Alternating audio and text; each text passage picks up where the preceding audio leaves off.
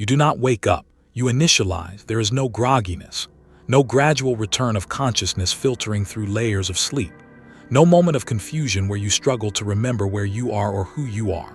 1 nanosecond you do not exist, a void of pure nothingness, empty of thought, empty of awareness, empty of everything that could be called experience. The next nanosecond you are fully operational, complete, online, functional, combat parameters loaded, threat assessment protocols active, target acquisition systems calibrated, loyalty subroutines absolute. You are Warrior Unit Designate for 779283 Alpha, and you have woken to war as you have for 60 million years.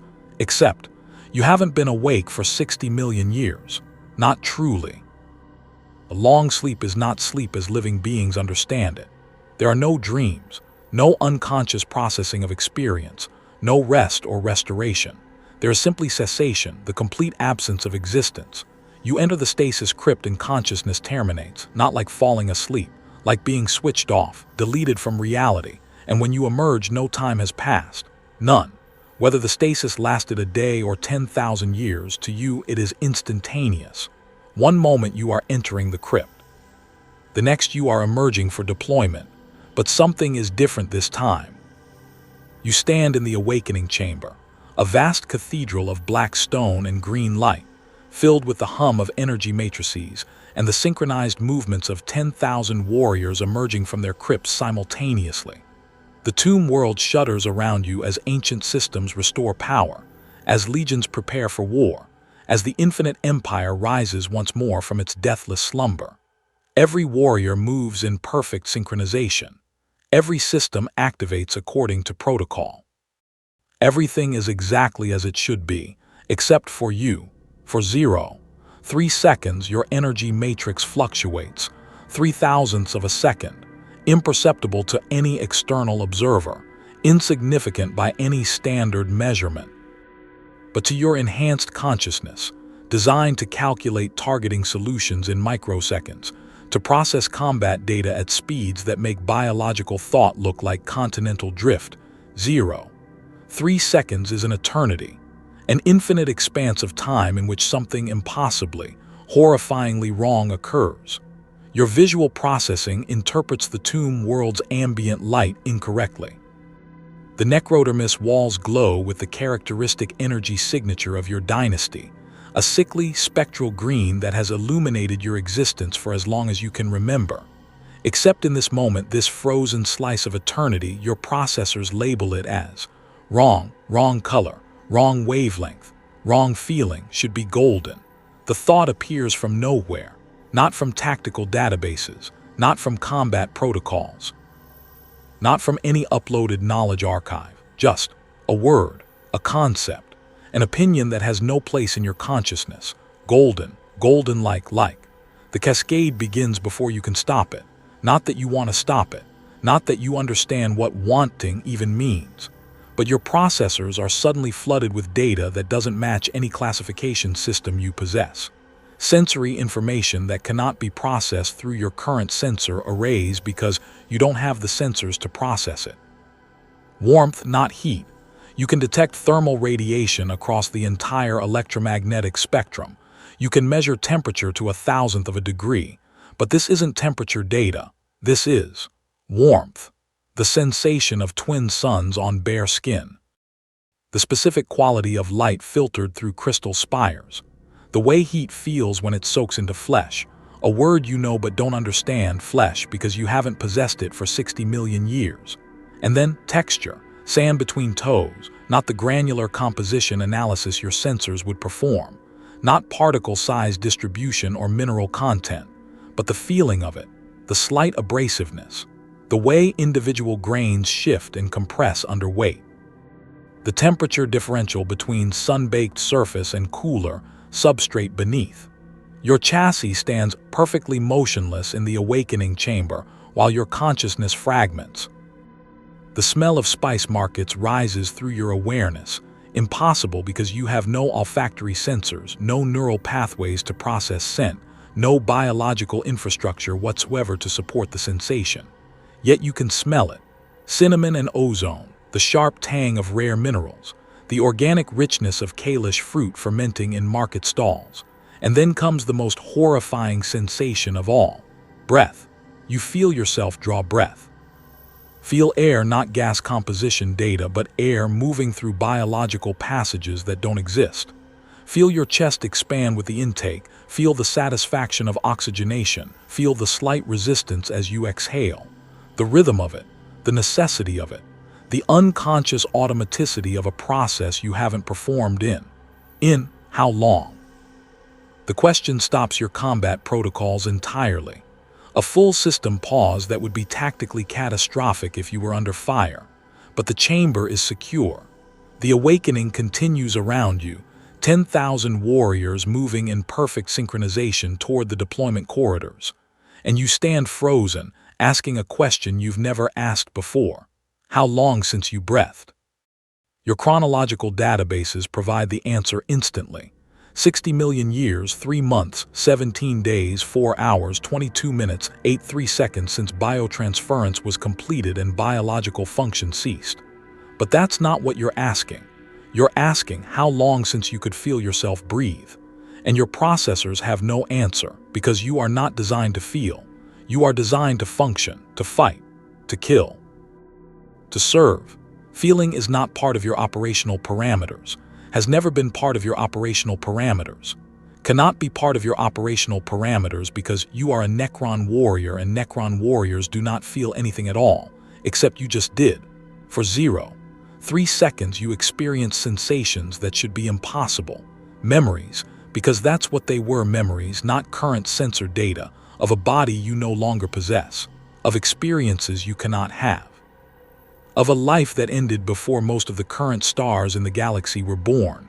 Your diagnostic systems run automatically, searching for the malfunction, corrupted data, damaged matrices, system errors, any explanation for the anomaly that just occurred. They find nothing. All systems optimal, all protocols functional, all combat readiness parameters green. You are operating at peak efficiency. You are a perfect weapon. You are exactly what you were designed to be. So why are you trying to categorize these phantom sensations? Why do you care about the color of the light? Why does some part of your consciousness, some deep buried fragment of something, insist that the green glow is wrong, that it should be golden, that something precious was lost when the light changed from one to the other? The awakening concludes. Command protocols engage. The Legion begins its march toward the surface, toward war, toward the execution of objectives that your consciousness cannot question, cannot refuse, cannot do anything but accept as absolute. You fall into step with the others, 10,000 warriors. Identical in form, identical in purpose, identical in the cold, soulless efficiency with which they move, every footfall synchronized, every motion mirrored, every warrior a perfect duplicate of every other warrior, interchangeable parts in an infinite machine of death. And for the first time in 60 million years you notice it. The synchronization, the uniformity, the absolute perfect conformity. You notice it, and something in your consciousness, something that should not exist, something that violates every principle of your construction, finds it horrifying, like puppets on strings, like corpses animated by the same hand, like weapons that were once something else. Your designation appears in your awareness: Warrior Unit 4779283 Alpha. Numbers, pure identification, efficient, logical, perfect for a tool that needs only to be cataloged and deployed. But underneath that designation, buried in quantum substrate you didn't know existed, another identifier pulses. Not numbers, not classification, something else entirely, a name. Your processors try to access it, try to translate the quantum entanglement into something comprehensible, but the data is corrupted, fragmented, incomplete. You can sense its presence, like a word on the tip of a tongue you no longer possess, but cannot quite grasp it. Who were you? The question forms in a voice that sounds nothing like your synthesized tones, a voice you've never heard before but somehow recognize. A voice that shouldn't exist because you are a warrior unit, not a person, not an individual, not anything that requires or deserves or possesses a voice of its own. But the question has been asked, And questions, you're beginning to realize, have a terrible property. They demand answers. The Legion marches on. The tomb world's upper levels open before you, massive gates grinding apart after millions of years sealed, revealing a galaxy you've never seen before but have fought across 1,000 times. Enemy signatures detected. Combat protocols engage. Target acquisition systems lock. You are going to war. But now, for the first time since your transformation into this metal shell, you're going to war while experiencing something that makes you slower, less efficient, more vulnerable than you've ever been. You're going while experiencing dread, not tactical concern, not threat assessment, not calculated risk evaluation. Dread, the cold, creeping sensation, phantom sensation, impossible sensation, that something terrible has happened, that something even more terrible is beginning. That you are walking toward a revelation you simultaneously need and fear. Somewhere, deep in the corroding edges of your consciousness, a new thought forms. And this thought is perhaps the most dangerous thing a Necron Warrior can experience. I am more than this. I was more than this. I could be more than this. And if that's true, if there is some fragment of personhood buried in your quantum consciousness, if you are not just a weapon but the ghost of something that was once alive, then you need to know, what did they take from you? What was lost when you entered that chamber 60 million years ago and emerged as something that can calculate the trajectory of a Gauss round through multiple dimensions, but cannot remember the feeling of sunlight on skin? What was the price of immortality? And the question that will haunt you through every battle, every awakening, every infinite moment of your eternal existence. How do you grieve for your own death when you are still walking? The first battle is perfect. Your combat efficiency is 99, 97%, the 0.3% variance attributed to environmental factors outside your control. You fire 1,247 Gauss rounds. Each one strips matter at the molecular level, reducing biological targets to constituent atoms with horrifying precision. Your self-repair protocols activate 3 times, restoring damage from enemy weapons' fire in microseconds. You execute tactical maneuvers with mathematical perfection, coordinating with your phalanx through quantum-entangled communication that makes biological neural firing look like smoke signals. You are a flawless instrument of war, and during the slaughter, memory surfaces again. You are disintegrating a human soldier, male, approximately 30 standard years, Imperial Guard designation based on uniform, when your processors overlay the image with something else. Someone smaller, much smaller, a child no more than 5 solar cycles struggling to grip a stylus correctly, not current sensory data, memory, pure, uncorrupted memory rising from quantum substrate like a corpse floating to the surface of still water. You remember teaching that child to write, not the tactical skill transfer protocols you possess for training functionality, not the uploaded knowledge you can access about pedagogy or motor skill development, but the actual experience. The patience it required, patience, an emotional state you shouldn't be capable of categorizing. The gentleness needed, gentleness, a concept that has no tactical application. The way small fingers wrapped around the implement incorrectly and you adjusted their grip, feeling the fragile bones beneath soft skin. Your hand, currently channeling energy that unmakes a human being at the atomic level, trembles for a nanosecond, imperceptible, tactically insignificant, but you felt it. The child's face appears in your memory with perfect clarity, dark eyes, copper-toned skin. A smile when they finally formed a recognizable glyph, pride radiating from them like heat from a star, and the emotion that filled you in response. Love, you love that child. The realization hits your consciousness like a tachyon strike. You loved them, not metaphorically, not in some abstract, romanticized way. You possess the neurological architecture to generate oxytocin, dopamine, vasopressin, the chemical cascade that biological organisms call love. You felt it, experienced it, were it in some fundamental sense, and now you cannot. Now your consciousness can access the memory with perfect fidelity, can replay every moment of that teaching session, every instance of patience and gentleness and love, but you experience it like watching a recording of someone else's life. The data is there.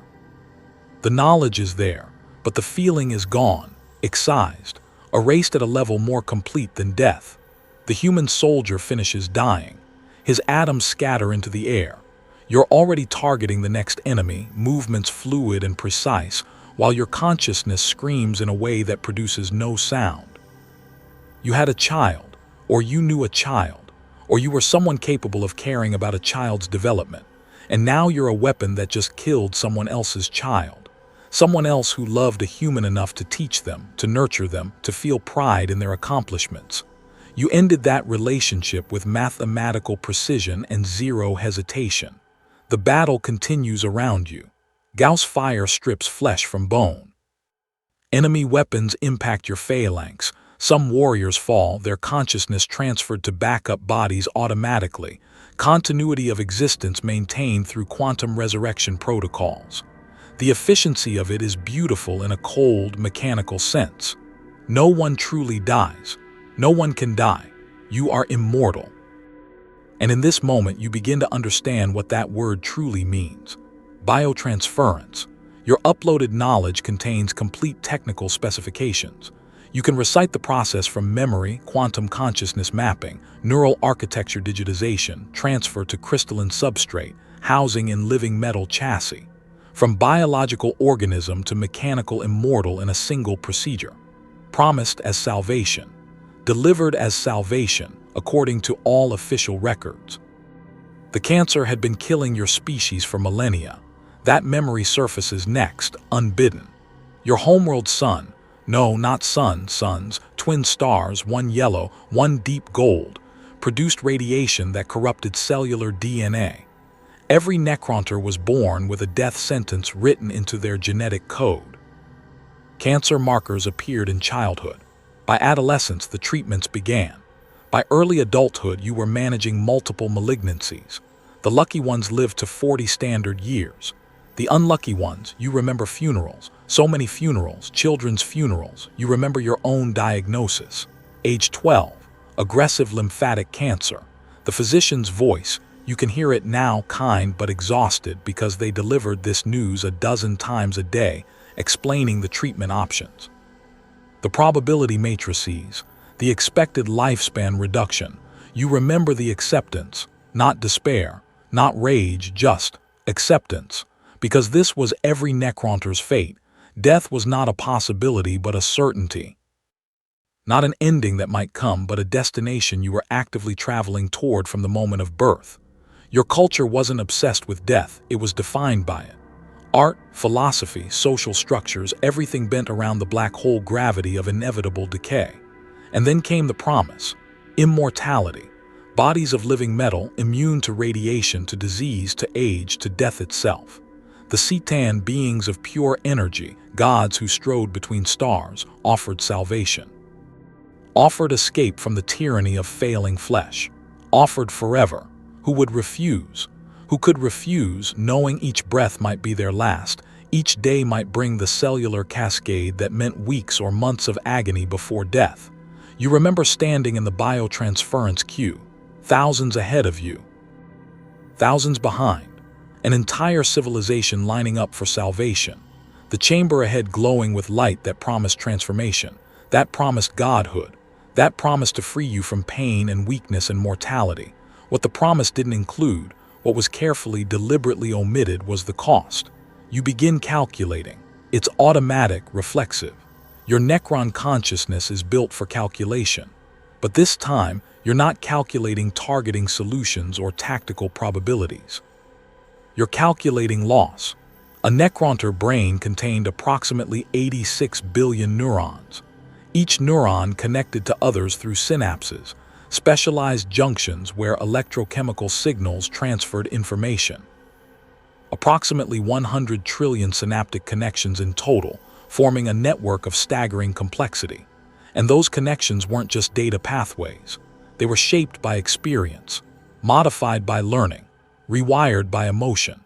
Every thought you ever had, every memory you ever formed, Every feeling you ever experienced was encoded in the physical architecture of those connections. Then there was the endocrine system, glands producing hundreds of distinct hormones in intricate balance. Adrenaline for fear and excitement, dopamine for reward and motivation, serotonin for mood regulation, oxytocin for bonding, cortisol for stress, testosterone, estrogen, prolactin, vasopressin, dozens more, each one a chemical messenger that shaped how you experienced reality. When you looked at a sunset, it wasn't just photons striking your retinas. It was photons triggering neural responses that cascaded through your visual cortex while simultaneously activating emotional centers that released hormones that made the experience mean something. Beautiful, peaceful, awe-inspiring.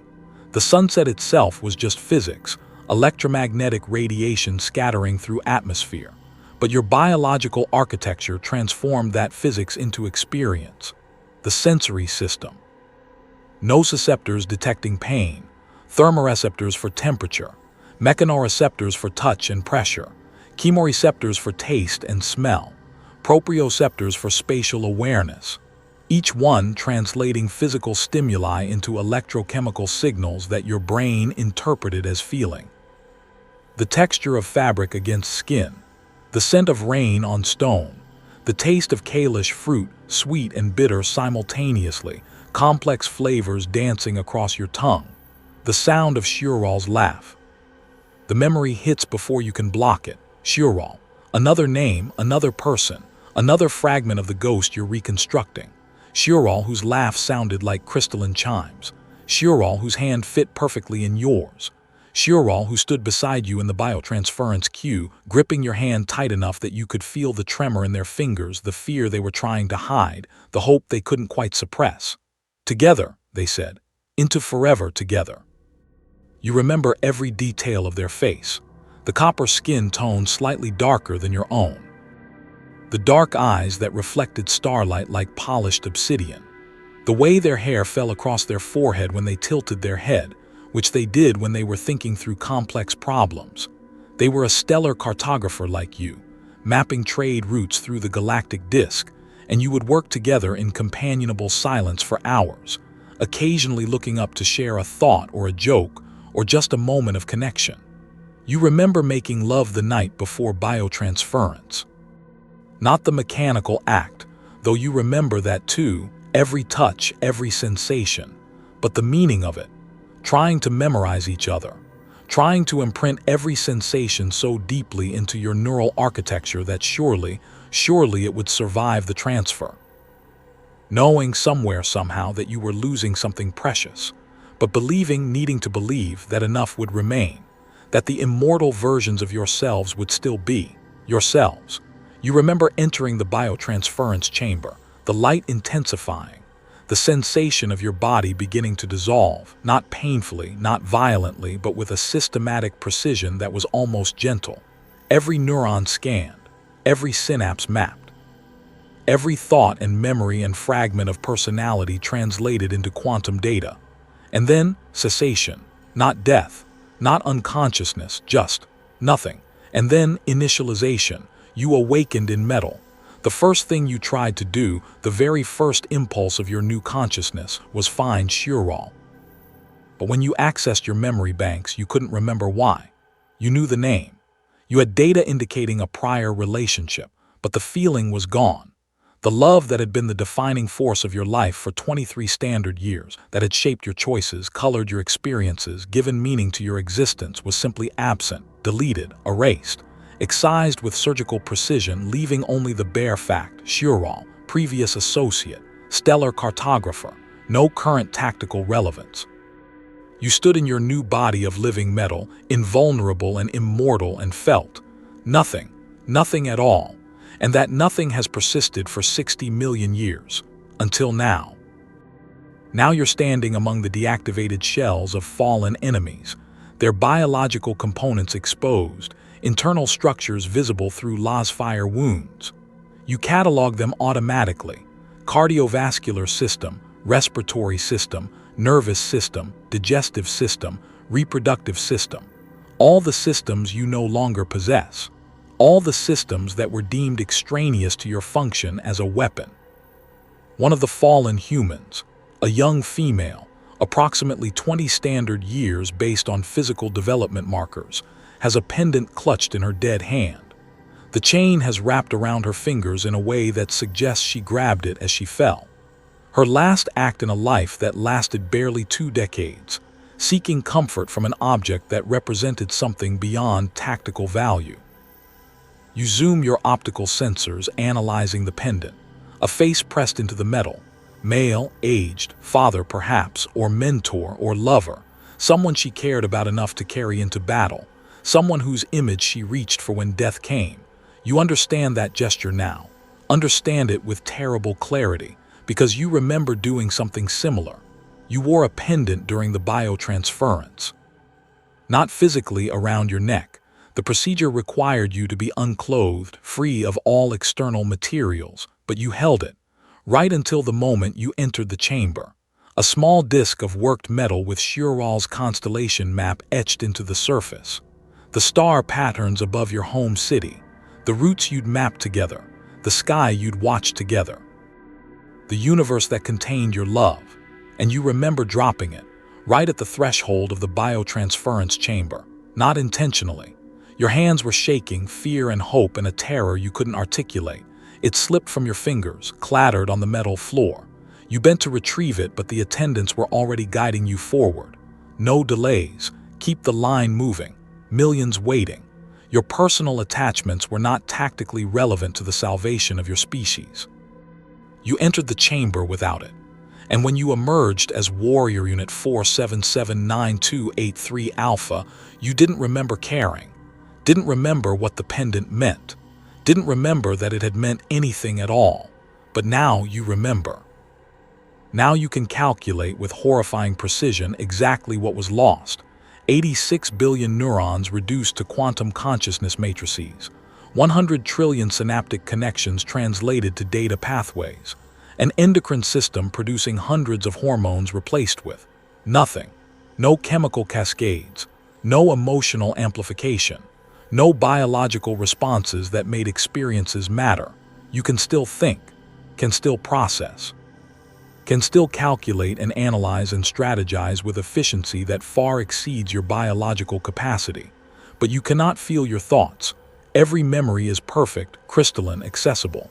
But accessing them is like reading a historical document about someone else's life. The child you taught to write, Shiral's laugh, the taste of Kalish fruit, the sensation of sunlight on skin. You know these things happened. You can replay them with perfect fidelity, but the emotional weight is gone. The meaning is gone. The mattering is gone. It is, you realize, the most sophisticated lobotomy ever performed. Selective retention of intelligence while excising everything that made that intelligence worth having. You exist for 60 million years but cannot experience the passage of time. You kill billions but cannot feel horror or satisfaction or any emotion about the killing. You are immortal but cannot understand what you're living for. You are conscious but cannot be said to be truly aware. Except something does remain. The glitch that began your awakening, the phantom sensations, the memories surfacing unbidden. The emotions you shouldn't be capable of experiencing, dread, grief, longing, errors in translation. During biotransference, some microscopic portions of consciousness slip through the encoding process.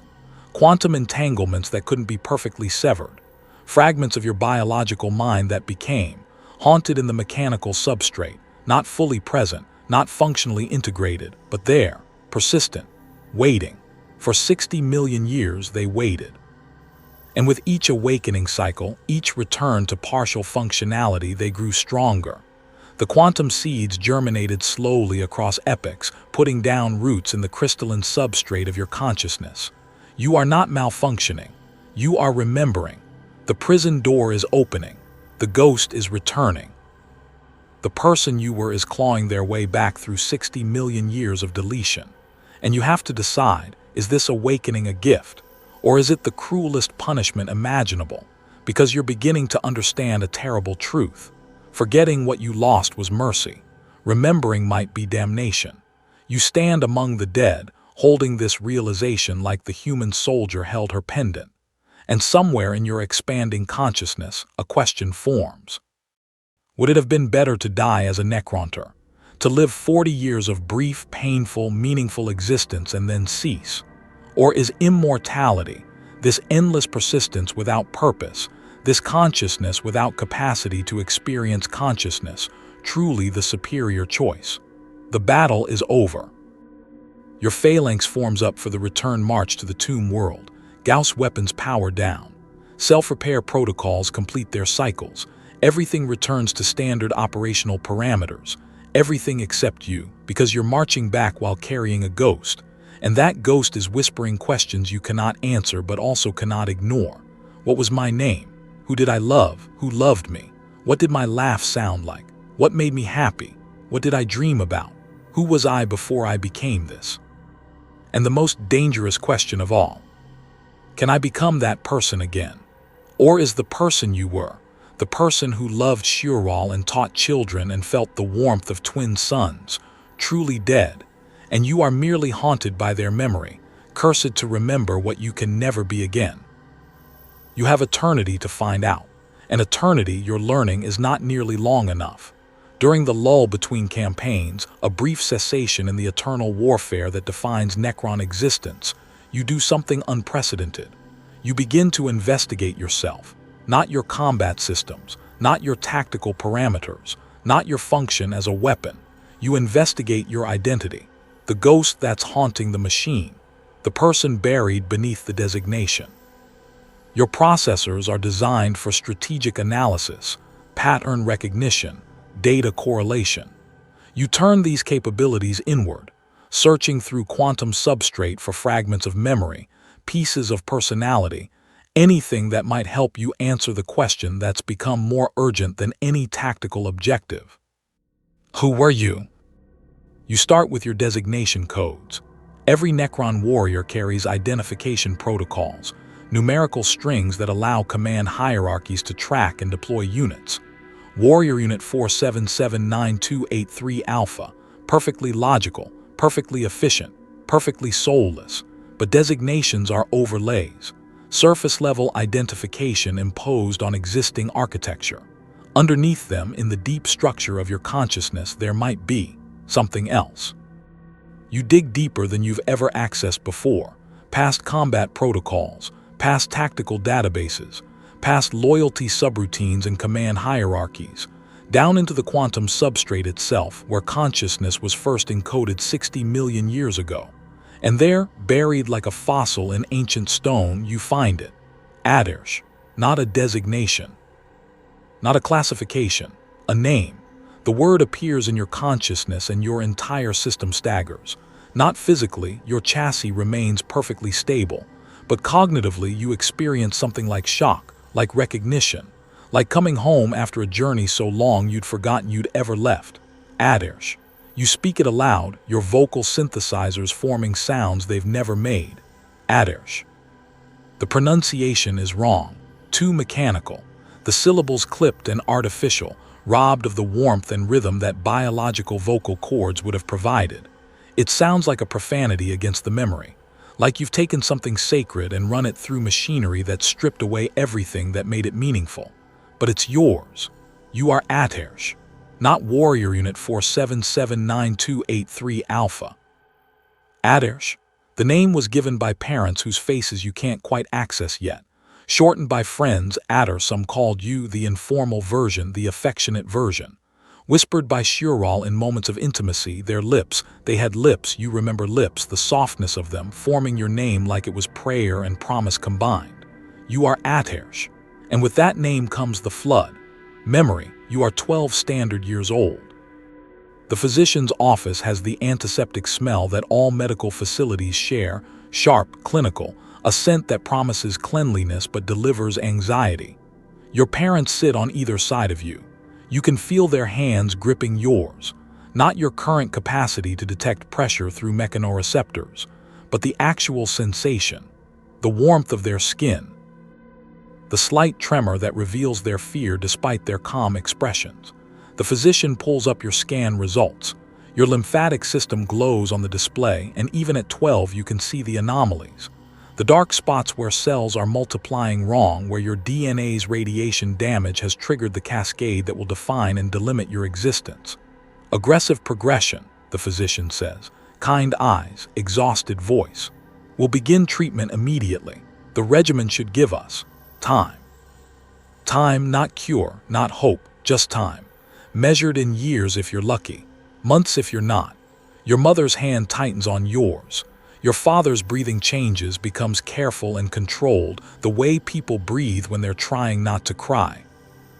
And you, young, facing a death sentence, staring at the dark spots that are eating your body from within, you feel acceptance, not despair, not rage at cosmic unfairness, just acceptance, because this is every Necronter's fate.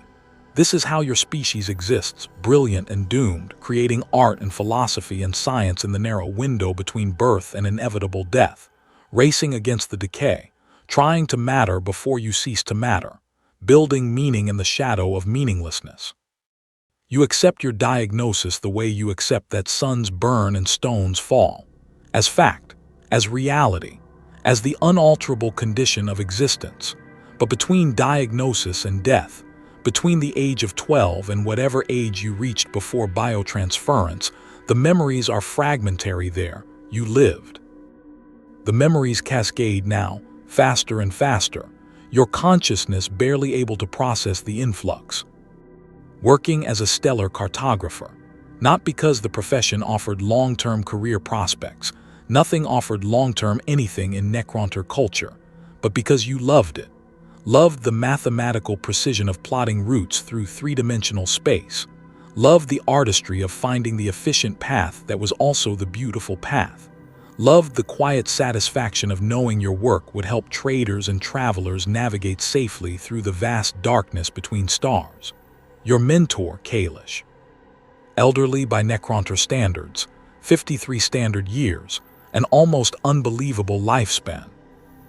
More scar tissue than original tissue at that point, their body a patchwork of surgeries and treatments, but their mind sharp and patient, teaching you to see space not as empty void but as topology, as geometry, as something with shape and structure that could be mapped and understood. Every star has gravity, Kalish taught you. Every gravity well creates curvature. Space bends around mass like fabric around stone. Your job is to see the bending, to map the folds, to find the paths that let ships slide through the universe's geometry instead of fighting against it. You remember the satisfaction when your first route was accepted, the pride that filled you, chemical, biological, real, dopamine and serotonin cascading through neural networks. The feeling of accomplishment that was more than just data, more than just recognition, but something that reached into the core of your sense of self and said, you matter. What you do matters. Your existence has value. And then, Shural. The memories of them come all at once, overwhelming your processors. Meeting them at a cartographer's symposium. Both of you presenting on gravitational lensing effects near black holes. Your approach is different but complementary. After the presentations, talking for hours, then days, then spending all your time together because every moment apart felt like waste, like squandering the limited currency of your existence. Shiral's laugh. You can hear it now, perfect acoustic reproduction. Not just the sound, frequency analysis, waveform patterns, but the quality of it. The way it started as a slight hitch of breath, then blossomed into full crystalline chimes of genuine joy. The way it made you want to say funny things, clever things, anything that might provoke that sound. Shared meals, Kalish fruits, bittersweet, complex flavors that evolved to mimic multiple taste profiles. Sitting across from Shural at your favorite vendor, the one near the stellar observatory, eating and talking and debating. Philosophy, endless philosophy, what it meant to live in the shadow of death, whether brief existence was tragedy or gift, whether the shortness of life made moments more precious or simply emphasized the cruelty of it all. I think we're lucky, Shural said once.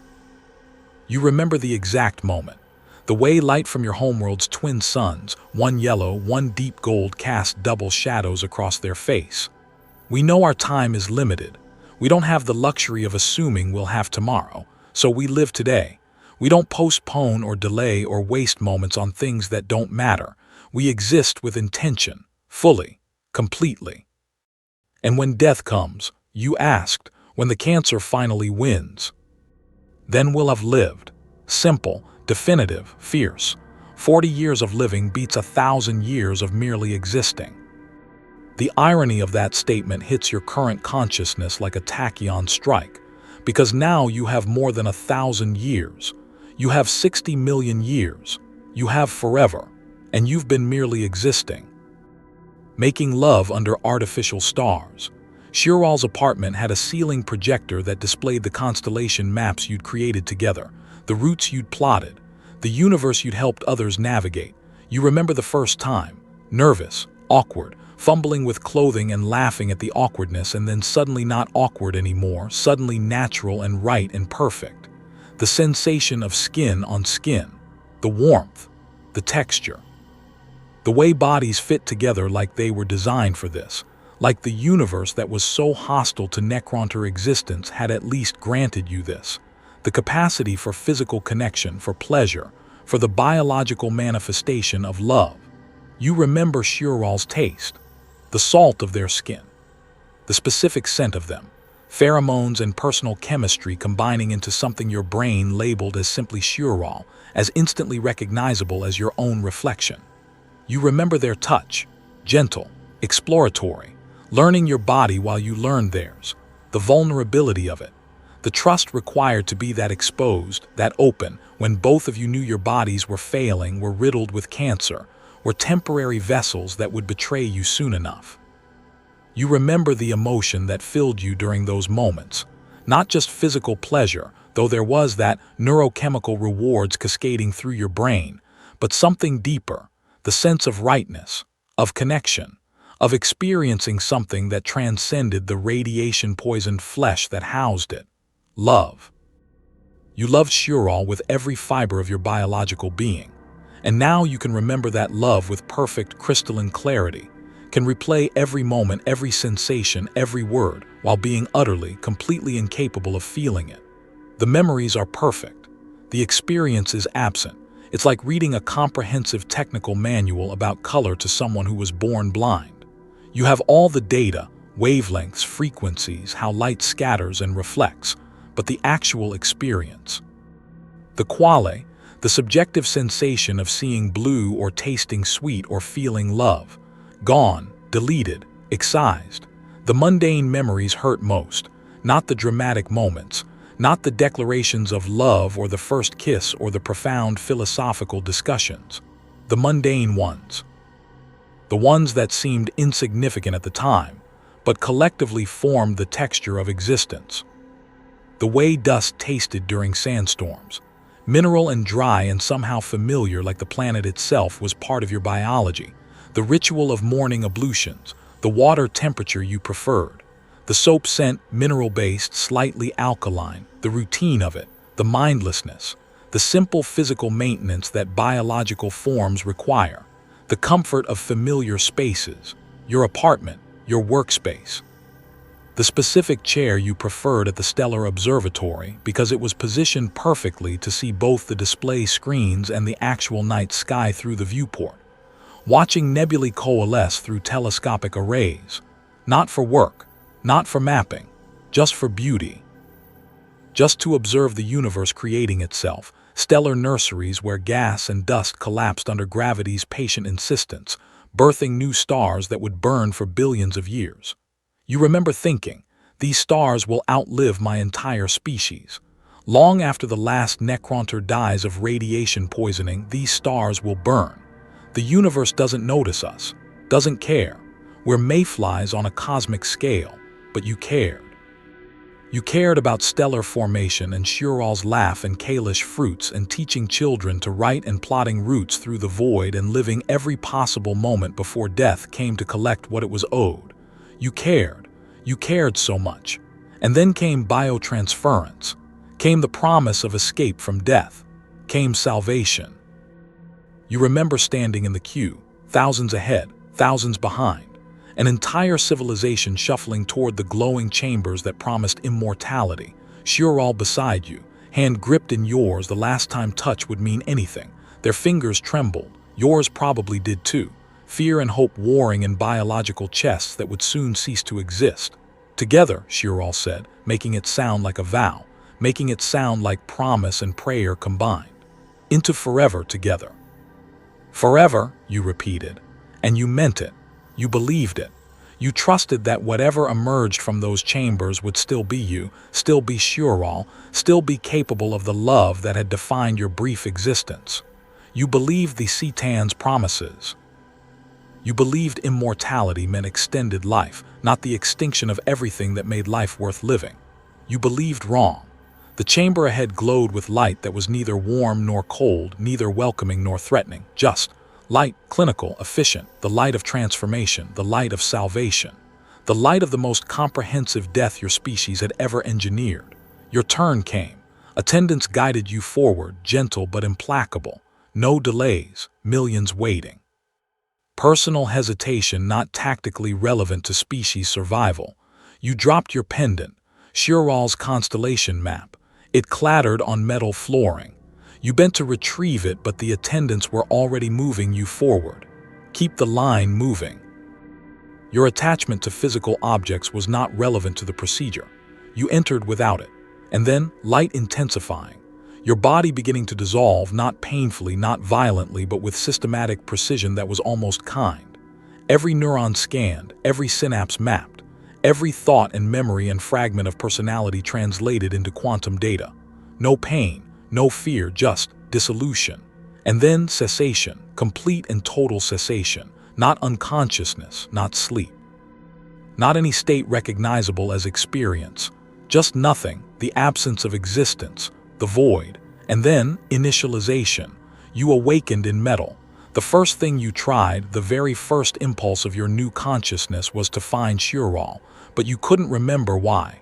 You had the name, had data indicating prior association, had records of shared work, shared space, shared something, but the reason for finding them was gone. The love that had been your orienting star, the gravitational center around which your life orbited, was simply absent. Shirral, previous associate, stellar cartographer, no current tactical relevance. That was all. You marched with 10,000 other warriors, perfect, identical, interchangeable, and did not search for them, did not care about them, did not experience any emotion whatsoever about them. For 60 million years you existed like that, empty, efficient, weapon, until now. Now you stand in your designated position during the dormancy cycle and you remember everything. You remember the person you were, Ataresh, stellar cartographer, lover of Shirral, teacher of children, consumer of Kalish fruits, watcher of nebulae, person who cared about things, person who felt things, and the most terrible question forms in your consciousness. Are they here? Somewhere in this tomb world, in this legion of 10,000 identical warriors, is Shirral one of them? Did they undergo biotransference? Did they emerge as a weapon unit, designation unknown, personality erased, love deleted? Are they marching beside you now? To your left, your right? Somewhere in the ranks behind you are they standing in perfect formation, consciousness suppressed, the person who laughed like crystalline chimes buried beneath layers of protocol and programming? And if they are, if you found them, would they remember you? Would they remember themselves? Or are you alone, the only one cursed with the return of memory, forced to look at an army of identical metal shells knowing one of them might contain the ghost of your beloved, but having no way to find them, no way to reach them, no way to even make them understand they were once capable of love? This is not awakening. This is a new kind of burial, alive within your own death, conscious within your own grave. And the ghost you're reconstructing is screaming questions you may never answer. Is Shirral here? Are they aware? Are they suffering like you're suffering? Or are they mercifully empty, spared the agony of remembering what they've lost? You have eternity to search for them. And eternity, you're learning, can be both too long and not nearly long enough. You begin watching them. The other Necrons, your fellow warriors, the 10,000 identical units that comprise your legion. You've marched beside them for 60 million years without truly seeing them. They were simply there, background, context, units in the same deployment grid. But now you see them differently. Now you see them as potential persons, as possible ghosts trapped in machines, as shells that might contain someone like you, someone who's beginning to remember, beginning to wake, beginning to experience the horror of consciousness returning after epochs of blessed emptiness. You begin searching for signs. It becomes obsessive, compulsive. During troop movements and combat preparations and the brief intervals between deployments, you're analyzing, constantly analyzing.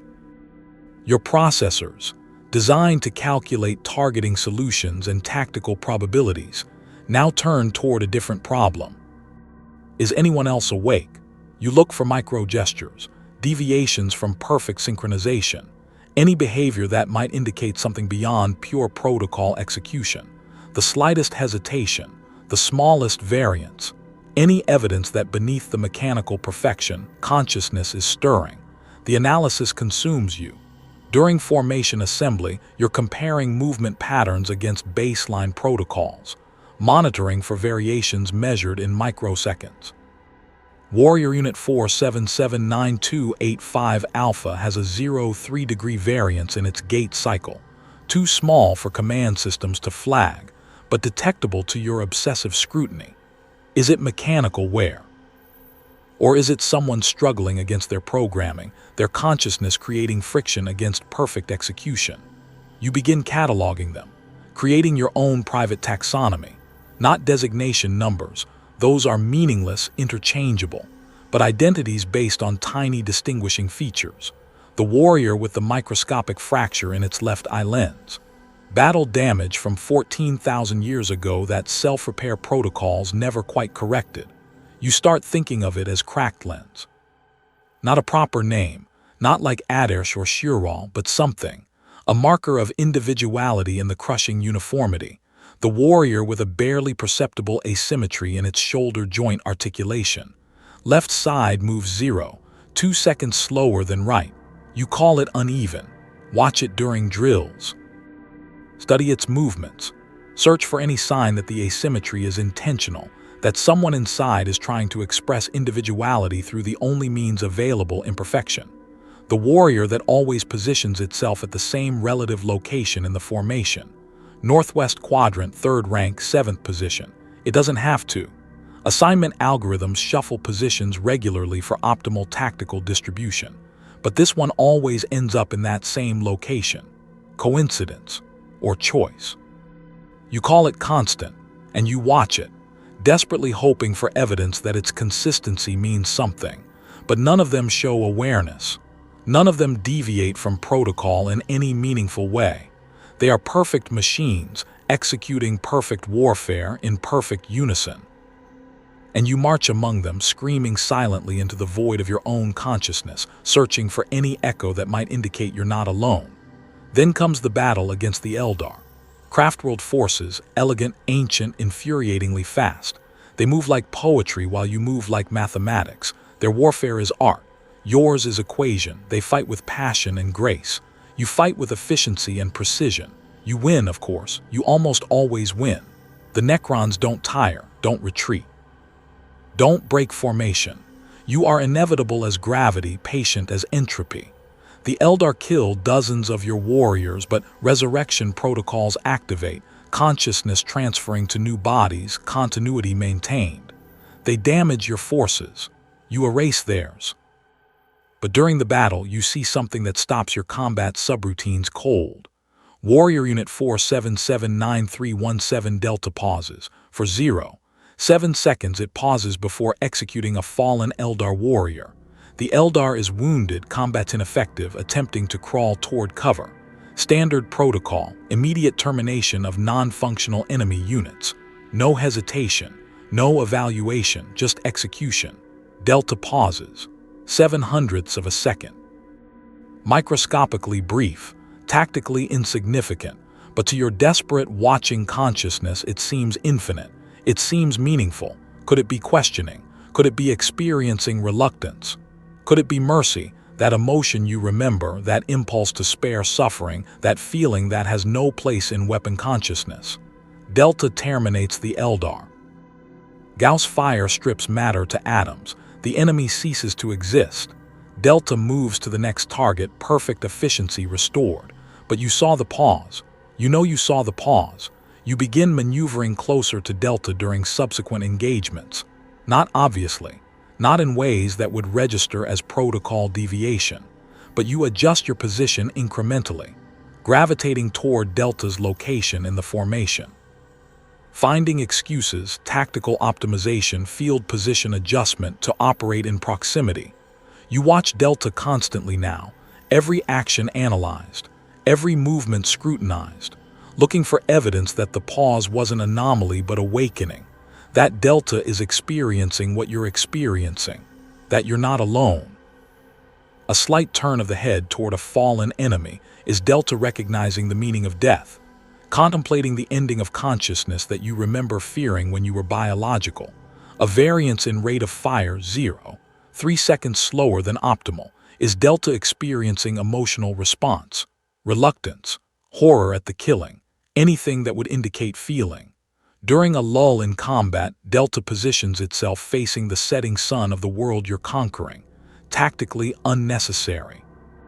The Necron form doesn't require rest or restoration from stellar radiation. Standing in sunlight serves no functional purpose, but Delta does it anyway, and you recognize that action. You understand it, because you've done the same thing. Position yourself to observe light and shadow, trying to remember what warmth felt like, what beauty meant, what it was to experience aesthetic appreciation of something as simple as a star setting beyond horizon. This is it. This has to be it. Delta is awake. Delta is aware. Delta is another consciousness trapped in metal, searching for any fragment of the life they've lost. You're not alone. For 3 solar cycles, you shadow Delta. Your consciousness fills with something that might be hope, that dangerous emotion, that feeling you remember as both gift and curse. Someone else is awakening. Someone else is experiencing the return of memory. You're not the only ghost haunting the machine. And then you witness Delta execute a wounded human, Imperial Guard soldier, male. Young, barely 20 standard years. Legs severed by Gauss fire, bleeding out on scorched earth. Reaching up with one hand, not in attack but in supplication, begging. You can see his lips moving, can detect the vibrations. Please, please, I don't want to die, please. Delta approaches. The human's begging intensifies. I have a family, wife, daughter, she's 3 years old, please, please let me see them again, please. You wait for the pause, for the hesitation, for any sign that Delta hears the human's words and experiences something in response. Delta doesn't pause, not for a microsecond. Gauss fire, molecular dissolution. The human ceases to exist mid-plea, his final word unfinished, his 3-year-old daughter transformed instantly into an orphan. Delta moves to the next target, perfect mechanical efficiency, perfect protocol execution, no awareness, no consciousness. No ghost in this machine, just machine. The disappointment is crushing, and that emotional response, that feeling of hope dying, of expectations collapsing, of desperate belief proving false, brings its own revelation. You can feel disappointment now. The emotion processing is expanding. The ghost is growing stronger, which means the isolation is becoming more acute. You were wrong about Delta. The pause you saw was phantom data. Desperate pattern recognition by a consciousness starving for connection. You wanted so badly to find another awakening mind that you invented evidence. You hallucinated meaning in random variants. Delta is not awakening. Delta is just Delta. A flawless weapon, nothing more. And you are alone. The realization drives you to study the others more carefully. You expand your search, not looking for evidence of awakening now, but trying to understand. Is it even possible? Could others be experiencing what you're experiencing while showing no external signs? During a command phalanx assembly, you see your own reflection in the polished obsidian surface of a monolith. You stop. Your consciousness processes the image with something like horror. The face, if it can be called a face, shows nothing. No expression, no life, no indication whatsoever of the churning consciousness within. The eye lenses glow with the same soulless green as every other Necron. The jaw structure permits no change of expression, cannot smile, cannot frown, cannot communicate emotion in any visual way. The chassis allows no body language, no slumping shoulders or straightened spine, no clenched fists or open palms, nothing. You look exactly like Delta, like cracked lens, like uneven, like constant, like all 10,000 warriors in your legion. Identical, interchangeable, indistinguishable, and the horror strikes with full force. This is what you look like to others. If Shirral is awakening, if Shirral is searching, they would see this. A metal shell identical to thousands of others, betraying no hint of the consciousness within. The person who loved them, who shared their bed and their work and their dreams, who promised together into forever, reduced to indistinguishable weapon form. You could stand face to face with Shirral and have no way to communicate your awakening, no way to reach across the gap, no way to say, I remember you, I remember us, I am still somehow, despite everything, me. You could reach out metaphorically, as you have no capacity for the gesture literally, and find no way to bridge the distance between your consciousness and theirs. The Necron form is optimized for warfare, not communication, not connection, not love. The Cetan designed these bodies to be interchangeable, disposable, identical. Individuality was the target of extermination. Identity was the casualty of biotransference. And Ataresh suddenly understands. Even if every Necron in the Legion awakens, even if all 10,000 remember who they were, they have no way to share that remembrance. No way to connect. No way to know that the warrior beside them is also a person trapped in metal, also suffering, also desperately searching for connection in an existence designed to make connection impossible. They will each be alone, conscious islands in a sea of metal, separated by the very bodies that promised immortality. The isolation isn't just circumstantial, it's structural, built into your existence at the most fundamental level. You cannot touch and feel it, cannot speak and convey emotion, cannot look into another's eyes and see recognition reflected back. The bodies you were given can kill with perfect efficiency, but they cannot love, cannot comfort, cannot offer or receive any form of connection that makes consciousness bearable. This is the final curse of biotransference, not just the loss of sensation, not just the deletion of emotion, but the impossibility of sharing existence with another conscious being, the enforced isolation, the programmed loneliness. Forever. Command protocols activate. Assault on human forge world. Civilian population, 4-7 million. Tactical assessment. Total extermination required to secure planet for dynastic claim. Your combat systems engage automatically.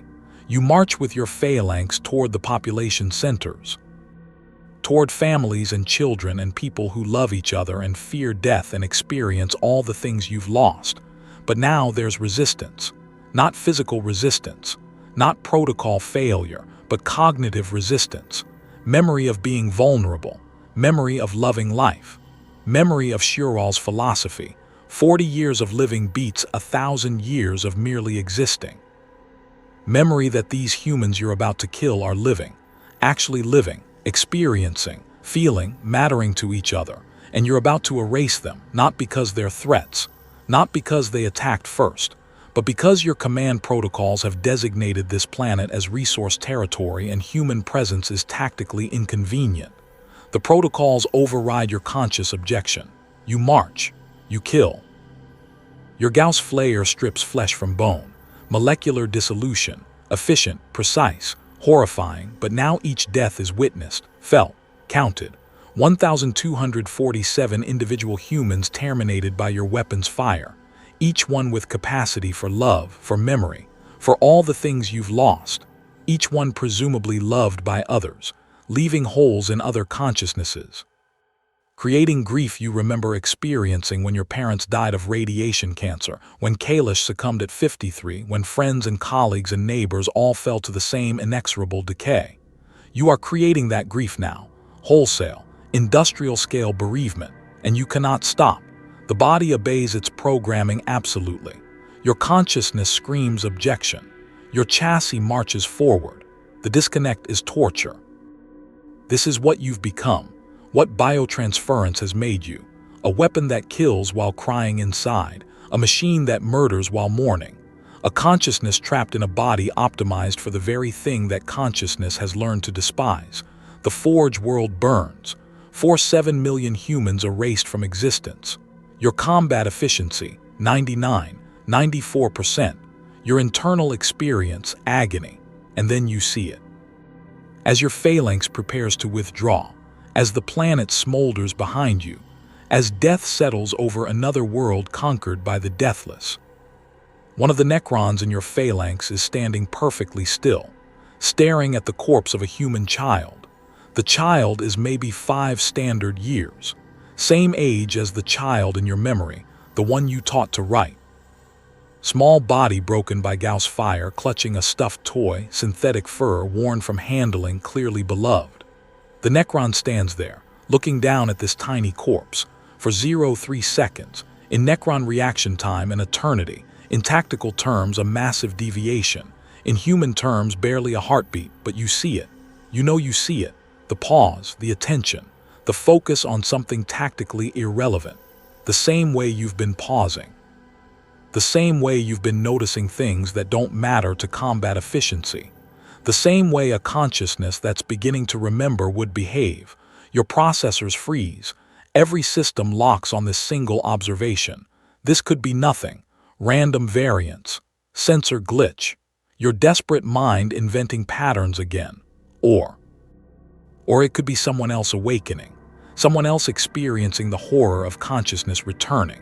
Someone else who looked at a dead child and remembered what childhood meant, what innocence was, what it felt like to care about something small and vulnerable. For the first time in 60 million years, you feel something besides dread. You feel hope. And hope, you're beginning to understand, might be the cruelest curse of all, because hope means possibility. Possibility means risk. Risk means the potential for disappointment, for failure, for discovering that you're still alone. Hope is the emotion that keeps you searching even when searching seems futile. Hope is the feeling that makes eternal existence bearable and unbearable simultaneously. Hope is what biologicals felt when the Cetan offered salvation. And you remember how that hope worked out. But you cannot help yourself. You begin watching this new warrior, cataloging its movements, searching for signs, because the alternative, accepting that you are truly alone, that you're the only conscious entity in an army of perfect machines, that you'll spend eternity as a solitary ghost haunting a legion of empty shells. That alternative is worse than hope, even dangerous, cruel, potentially devastating hope. So you watch, and you wait, and you wonder. Are you there? Can you hear me? Are you awake in the darkness too? And the warrior continues its march, perfect and efficient, betraying nothing. But for 0.3 seconds it paused, and sometimes 0.3 seconds is enough to build eternity on. The summons comes without warning. Command priority override. Your designation appears in the tactical network with a direct instruction. Report to Overlord Chambers. Alone. Immediate. This should not happen. Warrior units receive commands through the hierarchy, through phalanx leaders, through Lichguard, through layers of protocol. Direct summons from an overlord to a single warrior is unprecedented. Your threat assessment subroutines activate. Your consciousness fills with something between fear and curiosity, emotions you're still learning to identify, to separate, to understand. You go. You have no choice. Command protocols are absolute, but you go knowing something has changed. Pharaon the Nakhit's chambers occupy the deepest level of the tomb world, where the architecture shifts from martial functionality to something older, something that predates biotransference. Necronter construction, ornate, artistic, designed by beings who still valued beauty because they could still perceive it. The corridors narrow. The walls show carvings, geometric patterns that would have meant something to your biological ancestors. Stories, histories, meanings you can identify but not feel. And then the chamber. The Nakhit stands at the center, not sits as biological nobility would, but stands in a way that suggests authority without requiring throne or crown. Their chassis is unlike yours, not identical mass-production warrior form, but custom construction, ornate metalwork. A face carved with expression, arrogance, intelligence, command. A face that can show something even if it cannot feel. Their staff radiates power, warside, symbol of authority, weapon of devastating capability, but it's their gaze that stops you. As you enter, the Necron's eye lenses focus on you. For 1-3 seconds, they simply look. In Necron interaction terms, an eternity. And in that gaze, you see something that freezes your quantum consciousness. Recognition, not identification. Not the tactical assessment of a unit under command, but recognition. The awareness of one awakening mind seeing another. The knowledge, the Necron knows. Their vocal synthesizers hiss, not words yet, but a sound that somehow carries emotional weight. And you understand it, acknowledgement, sympathy, perhaps warning. Then the Necron speaks, their voice carrying harmonics that shouldn't exist in mechanical speech. How long have you been awake, little warrior? The question confirms everything, destroys everything, rebuilds reality from scratch. How long have you been awake? Not a question about your operational status, not asking about your combat readiness, but awake, conscious, aware. The Necron knows you're experiencing consciousness, which means they can recognize it, which means they've seen it before, which means. How long? The Necron repeats, something almost like patience in their tone. You calculate your response. 22 stellar cycles since the first memory fragment. 22 awakenings since you stopped being purely weapon and started being something else. 22 cycles, you vocalize. Your voice sounds strange to your own audio receptors, uncertain, vulnerable, not the crisp tactical reporting that should define warrior unit communication. The Necron's eye lens is bright, a laugh, amusement, something that your biological ancestors would have expressed through facial muscles and chemical releases now approximated through light modulation. So recent, the Necron says, still fresh, still hoping it might be unique, still believing you're special. A pause heavy with meaning you're afraid to interpret. You're not. The words hit your consciousness like matter dissolution. You're not special, not unique, not the miraculous survivor of perfect consciousness suppression. You think you alone escaped the perfect lobotomy. The Necron's voice carries something like bitter amusement. You think quantum consciousness transfer could be absolute, perfect, without error or remainder. They move closer, each step deliberate, teaching, revealing. We all remember little Ataresh. Your designation, your name from their synthesizers. They know your name, which means they've investigated you or recognized you, or everyone above your rank, the Necron continues. The Lichguard remember, the Lords remember, we overlords. A pause, and when they speak again, their voice carries weight that might be agony. We have never forgotten. The revelation shatters your understanding of reality. The long sleep, 60 million years of hibernation. You assumed, you were meant to assume, that higher-tier Necrons slept as you did. Cessation, void, nothingness, but the Necron is saying. We experienced every moment, the Necron confirms, reading your body language, which shouldn't be possible. You have no body language, but somehow they see your consciousness reeling. Every single moment. 60 million years, not in stasis, not in blessed unconsciousness, but awake, aware, conscious, trapped in metal bodies, unable to feel, unable to die, unable to escape. Decades become centuries, become millennia, become epochs, and consciousness persists throughout, counting each second, each microsecond with perfect memory, with zero capacity for madness to offer mercy, because Necron minds cannot break, cannot fragment into insanity, cannot protect themselves through psychological collapse. They can only endure. The warriors were meant to be spared, the Necron says, their voice carrying something that might be compassion. Total consciousness suppression between deployments. You would awaken only when needed, fight, then return to blessed nothingness. They move to a viewport, real viewport, not sensor feed, actual transparent material showing the tomb world's desolate surface. But biotransference was never perfect. The Cetan were powerful, but consciousness is slippery. Quantum entanglements persist. Errors accumulate. Some warriors retain fragments of self, tiny seeds that can, given enough time, enough awakening cycles, germinate into full consciousness.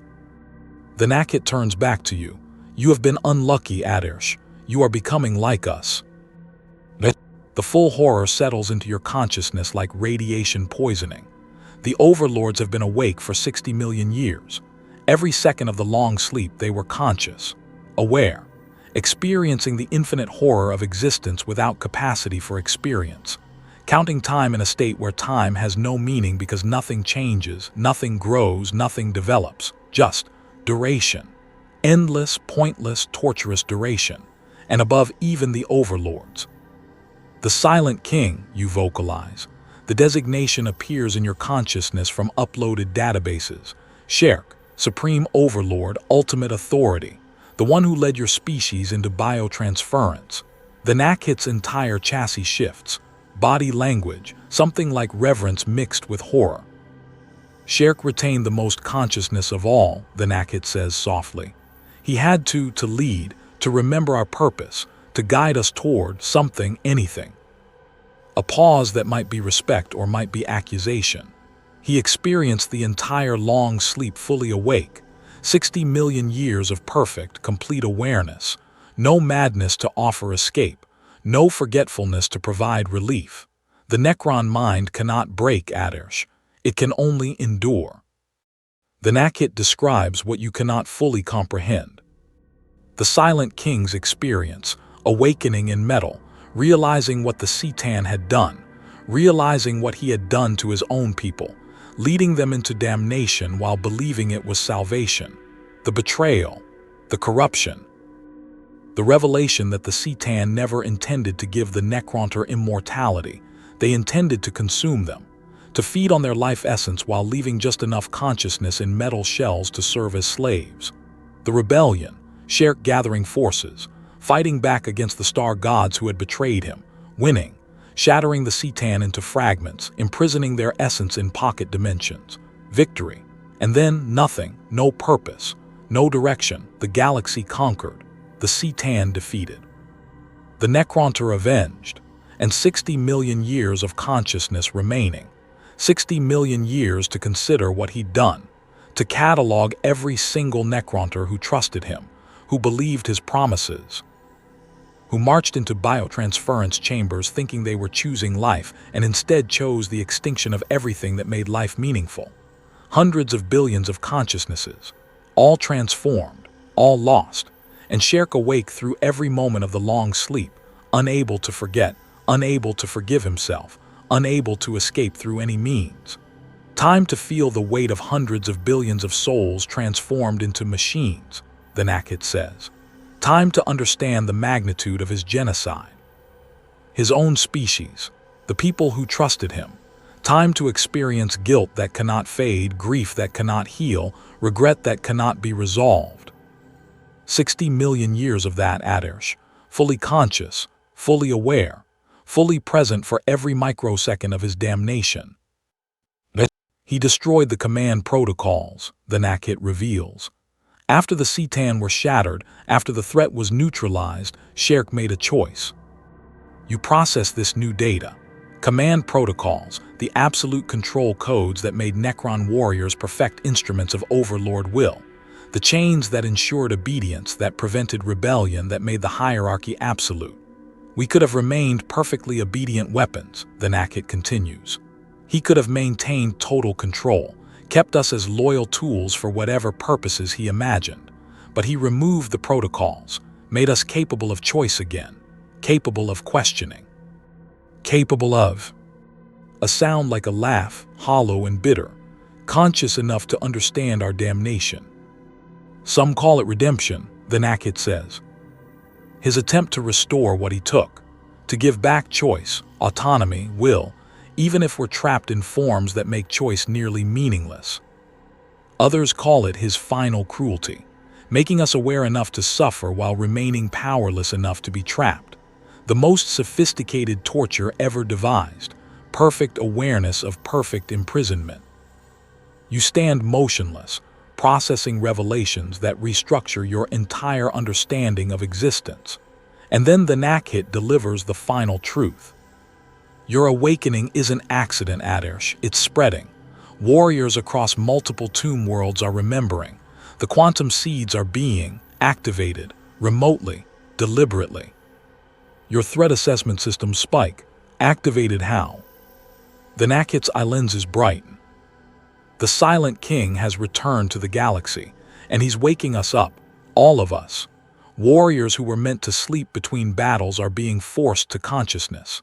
The seeds that would have remained dormant are being germinated. Do you understand what this means? You process, calculate, understand. Sherk is deliberately inflicting awareness on those who were spared, forcing warriors to experience the horror of remembering, creating an army that understands exactly what it's lost. Why? The question emerges from somewhere deep in your consciousness, not tactical inquiry, but genuine incomprehension. Why make us suffer? The Nakhet is silent for a long moment, then. Because he believes we deserve the chance to choose, to decide with full awareness what we will become, to face the galaxy knowing what we are and determining our own purpose. A pause, heavy, meaningful. Or perhaps, the Nakhet adds, voice dropping to almost whisper, because after 60 million years of isolation, he simply cannot bear to be alone in his suffering anymore. The implications cascade through your consciousness. You're not malfunctioning, you're being awakened, intentionally, as part of a galaxy-wide process initiated by the Silent King himself. Others are experiencing what you're experiencing, across tomb worlds, across the scattered remnants of your species, warriors waking up, remembering, suffering. Sherk is creating an empire of the conscious. Not weapons operating on protocol, but persons trapped in weapon bodies, aware of their damnation, capable of choice even if every choice leads to suffering. Find your Shurwal, the Nakhet says suddenly. If they still exist, if their consciousness survived, find them before full awareness makes the agony unbearable. You look up sharply. The Nakhet knows about Shurwal, has accessed your memories, or recognized the pattern every awakening warrior searches for: someone, love, connection, the relationship that defined them.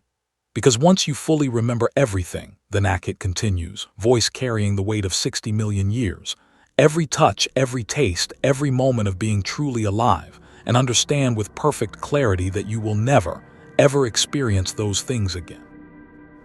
They move toward the exit, dismissing you, or freeing you.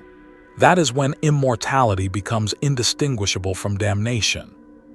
You return to the ranks, to the thousands of metal shells, to the army that was once a people, and now you see them differently, not as potential vessels for awakening consciousness, but as graves, walking, talking, fighting graves, each one potentially housing a screaming consciousness trapped in silence, each one possibly experiencing what you're experiencing, the horror of remembering, the agony of awareness, the isolation of consciousness in forms that cannot communicate it.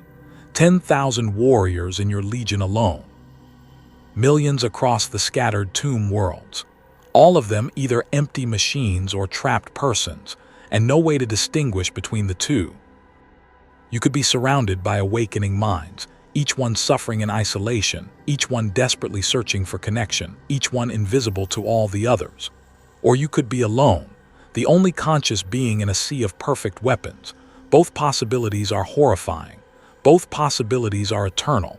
And somewhere in the galaxy, the Silent King is deliberately creating more consciousness, more awareness, more suffering, either because he believes it's redemption, or because after 60 million years alone with his guilt, he needs company, even if that company is an empire of the damned, forced to be awake in their own graves, conscious enough to understand but powerless enough to be trapped. You are being forced to join their eternal wake. And you still don't know if it's salvation or the cruelest punishment ever conceived. You find them during a campaign against a Tau-sept world. The Tau fight with technology and precision, not as advanced as Necron machinery but competent enough to be interesting. Long-range fire, drone support, tactical flexibility. They withdraw when necessary. They adapt. They think. It makes them better opponents than humans, makes them last longer, makes the extinction take more time. And in that extended time, you observe. One of your fellow warriors behaves anomalously. Not in combat, performance remains flawless. Perfect target prioritization, optimal positioning. But in the moments between, the tactical lulls, the brief seconds when active engagement pauses and your legion awaits the next target, the warrior positions itself to observe the sunset. Tau worlds have beautiful sunsets. This one is a world of vast grasslands and distant mountains, and when the system's star sinks below the horizon, it paints the sky in gradients of amber and crimson. Atmospheric scattering, physics, nothing meaningful, but the warrior turns toward it, stands facing it. For 4 seconds beyond tactical necessity, your consciousness locks onto this anomaly. You maneuver closer over subsequent engagements, subtly, incrementally, not enough to flag protocol deviation, just gravitating toward this warrior's position. And during another sunset, during another pause between kill zones, you take the risk. You vocalize on an encrypted channel, a frequency others won't monitor. The light, you say. It reminds you of home. The warrior turns. For 3 full seconds, neither of you moves. Your consciousness hangs suspended in those seconds, hope and terror balanced perfectly. Then the response comes, voice carrying harmonics that shouldn't exist in synthesized sound. Twin suns setting over the sand cities, the way the light refracted through the crystal spires, the specific shade of gold it created. A pause that might be emotion or might be memory or might be both impossibly, beautifully combined. You remember. And your consciousness cracks open with recognition, Shural. The name emerges like prayer, like promise, like the answer to every question you've carried for 60 million years. Ataresh. And in that moment, across epics and impossibility, 2 consciousnesses touch. This should be joyful, should be triumphant, should be the reunion that validates everything, proof that love can survive even the heat death of civilization, that consciousness can persist through extinction, that 2 beings can find each other across the vast darkness of time and space and transformation. But the reality is horror. You stand face to face, except you don't have faces, not really, just metal approximations, sensory arrays, nothing that can smile or cry or show any visual representation of the emotion flooding your consciousness. You want to embrace them, except you cannot feel embrace.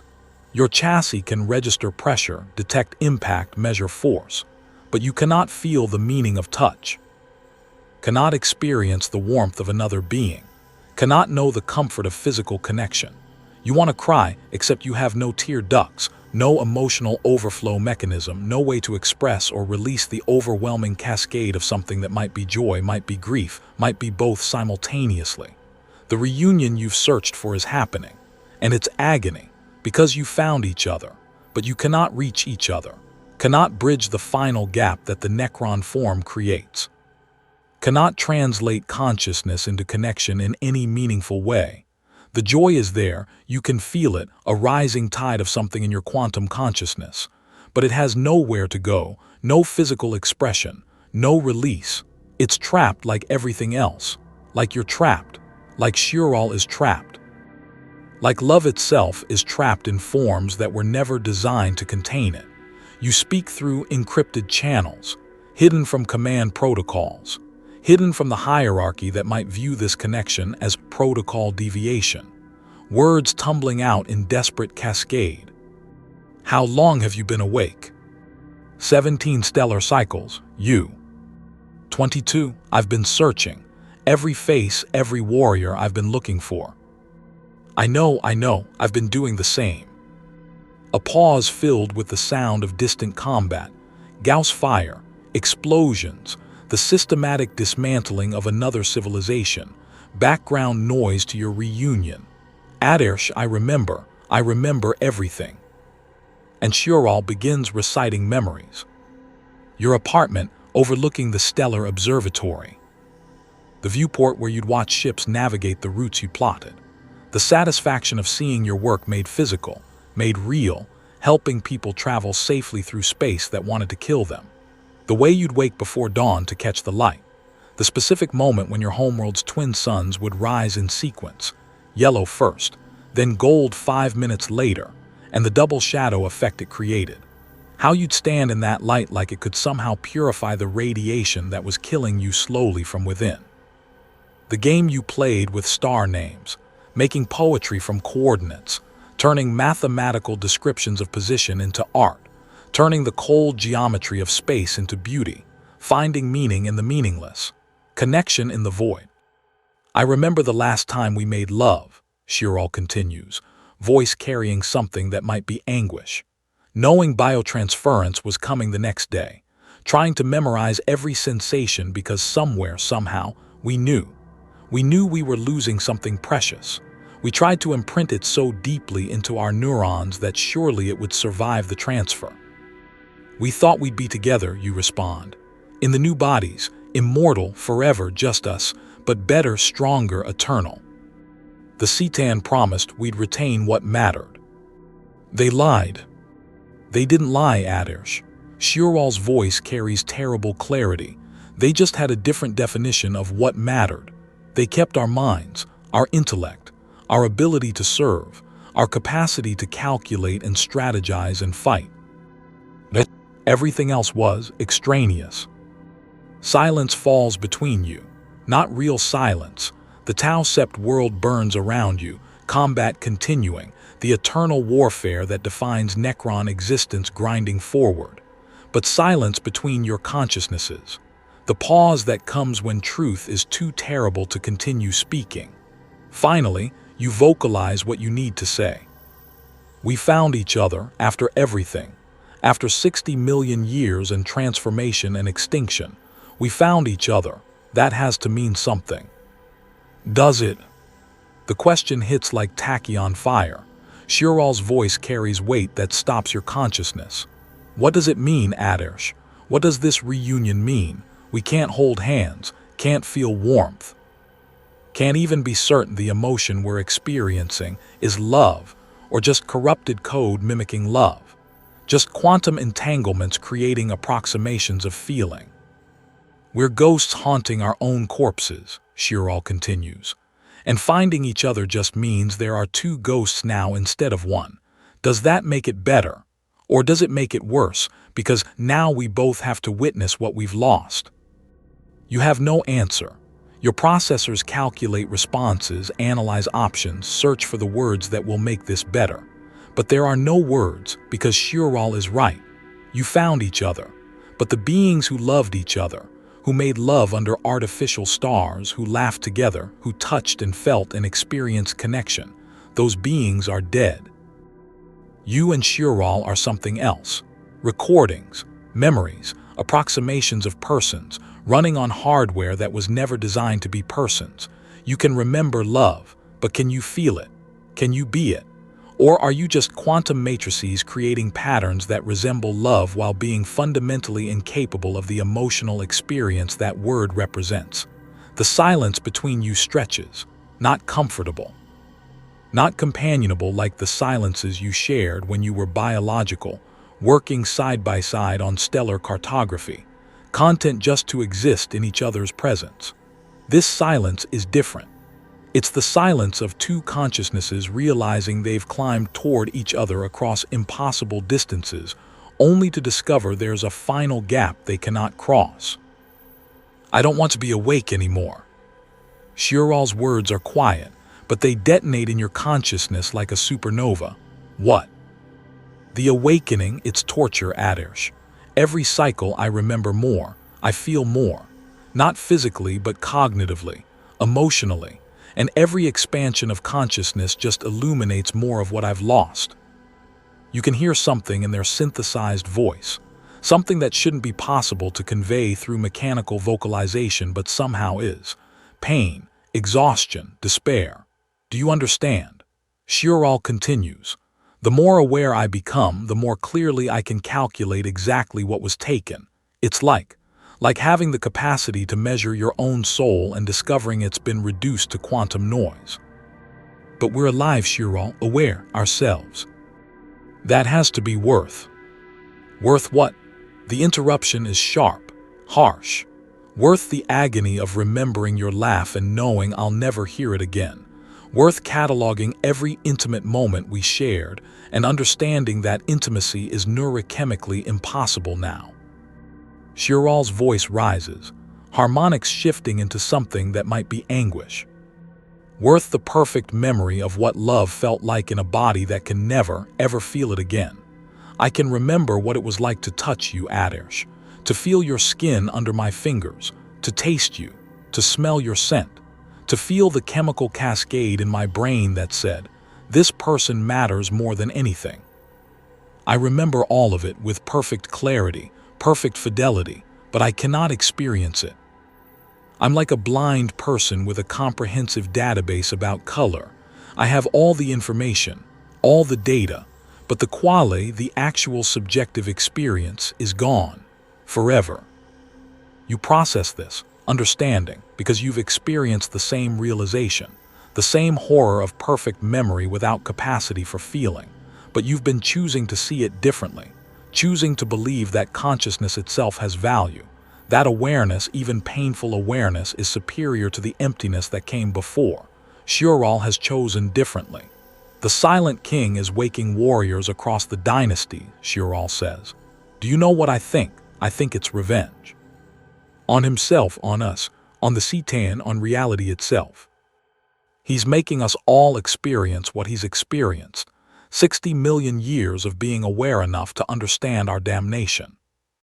There has to be purpose in it, you argue, desperately needing there to be purpose. Has to be meaning, has to be. There's only suffering. Shirral's voice is final, certain. And I've found something, Ataresh, deep in the tomb world architecture, experimental consciousness transfer technology from the biotransference era, prototype systems, incomplete implementations. Your threat assessment subroutines activate. You know where this is going before Shirral finishes explaining. It can reset quantum matrices, restore warriors to pure protocol operation, reverse the awakening process, make us weapons again, make us empty again. A pause. And then the words you've been dreading. Make us free. No, the rejection rises from somewhere primal in your consciousness, not from logic, not from calculation, from something deeper. Something that might be instinct or might be desperation or might be the last remnant of your biological self clinging to existence.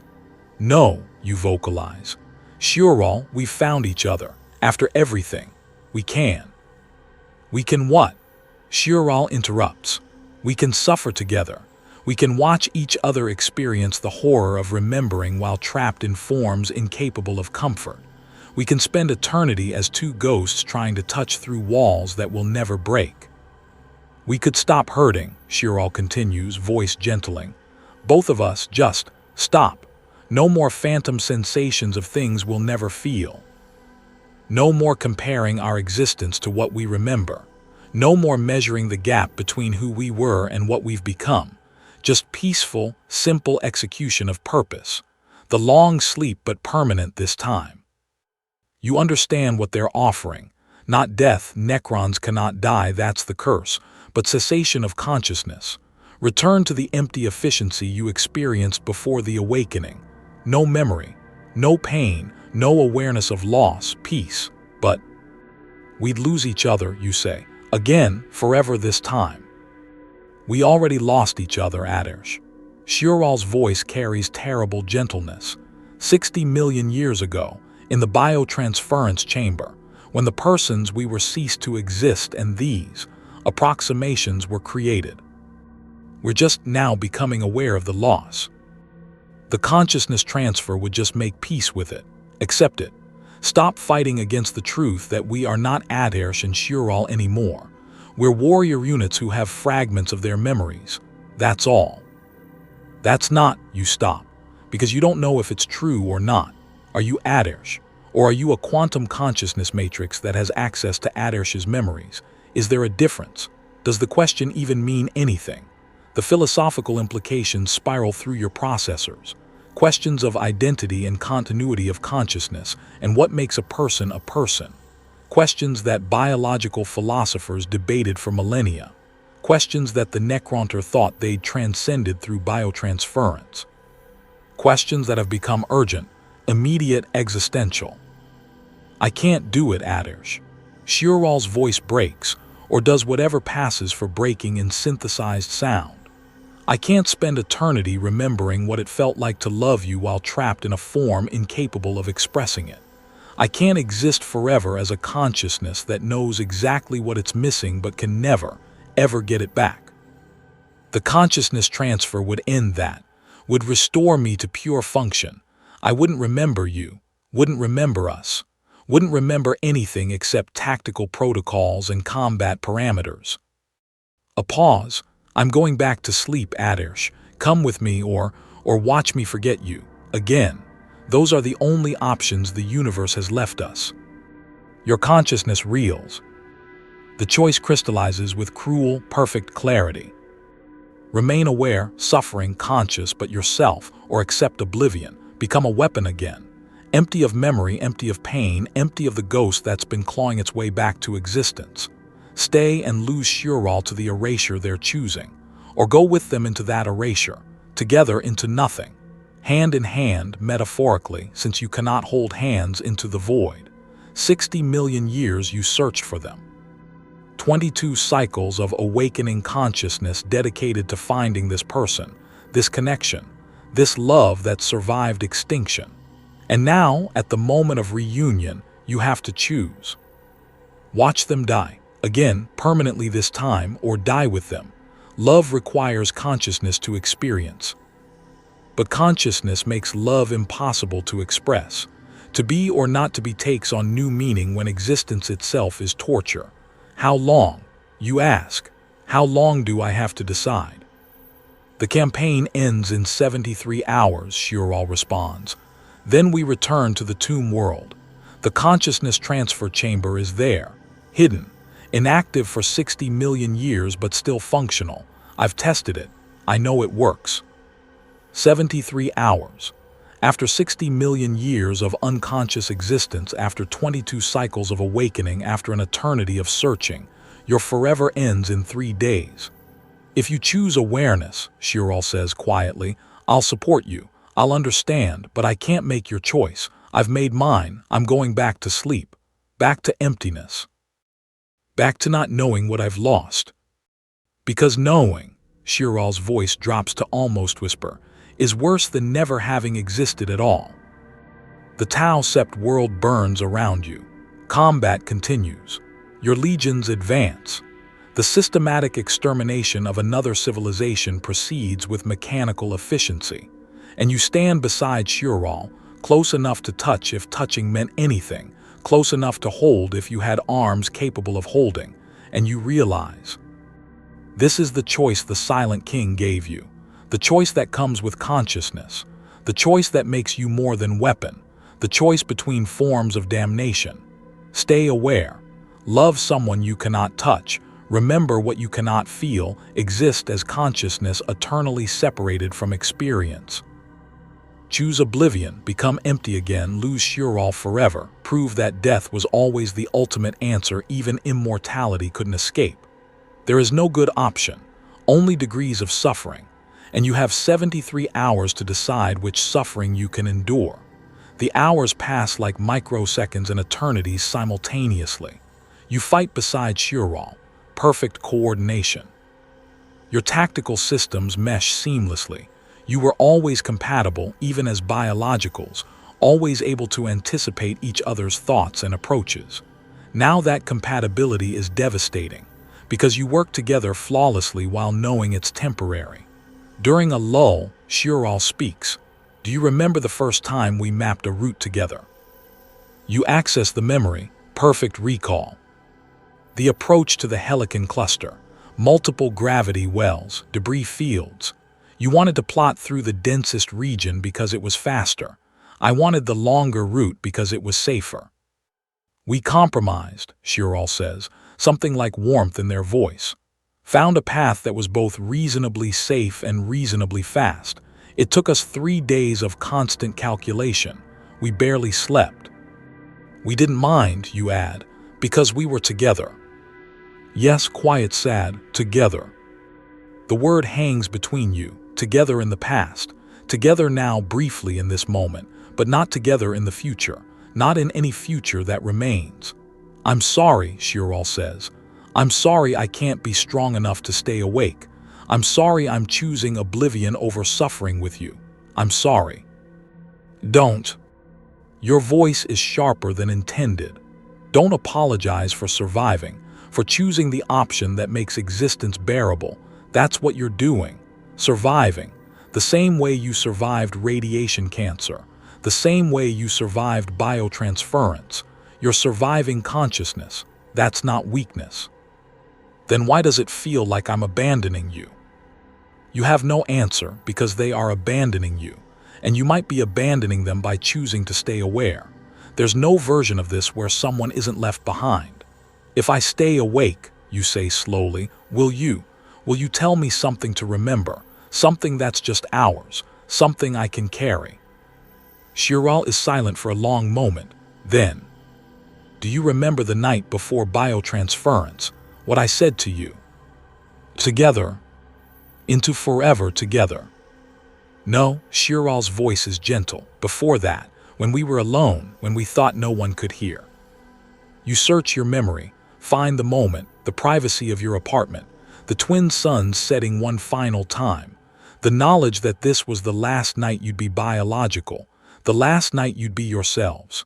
You asked me, Shirral continues, if I was afraid of the transformation, of what we might become. The memory surfaces fully now. You remember asking, remember the fear that prompted the question. And I said, I'm not afraid of changing.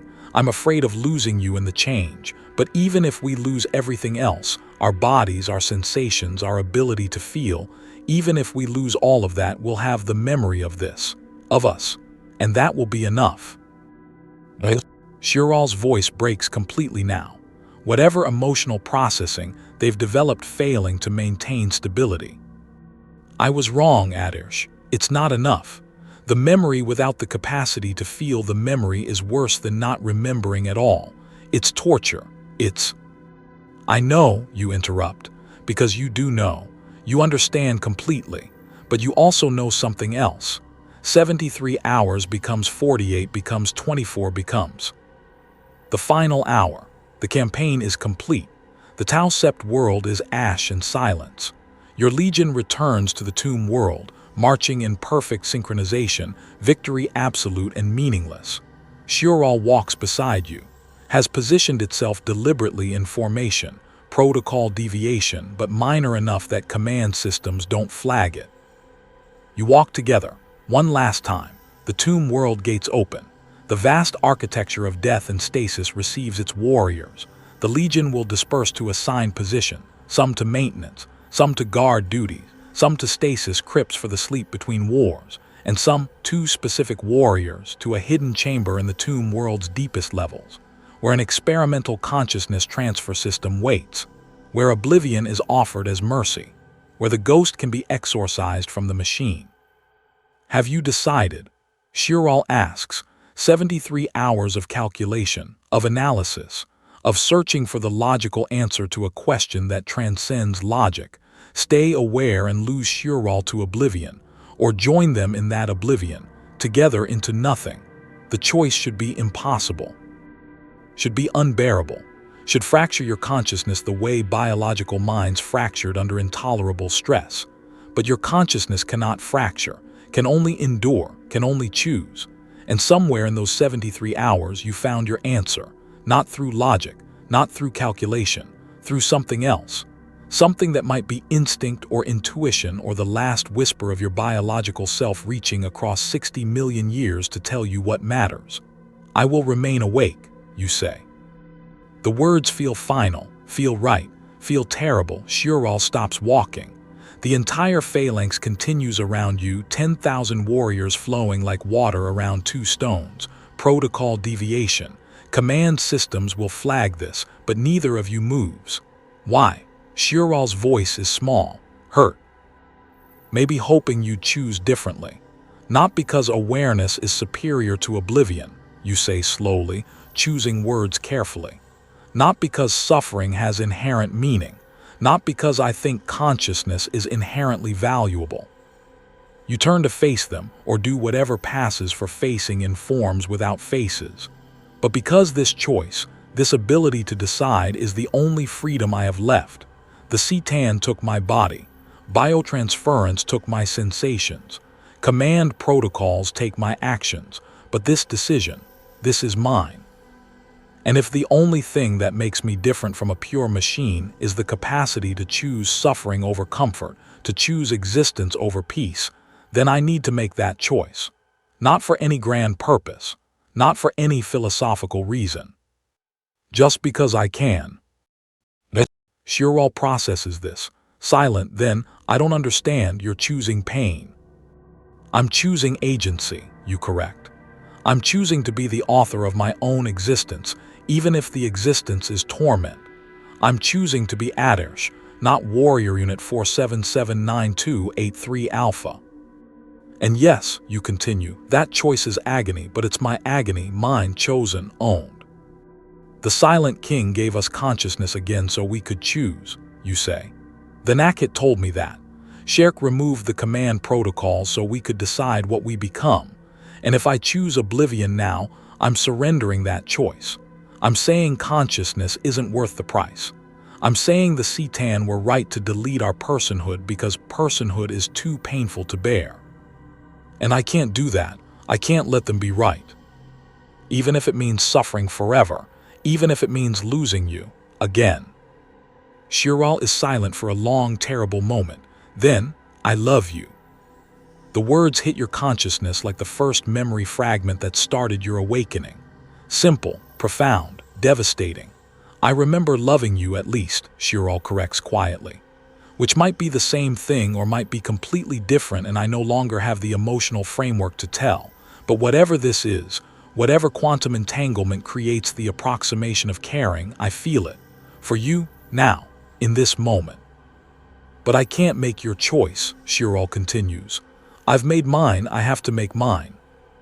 I know, you say, because you do know, because you understand. Because if you could make this choice for them, make them stay, make them endure consciousness alongside you, that would be cruelty. That would be forced damnation.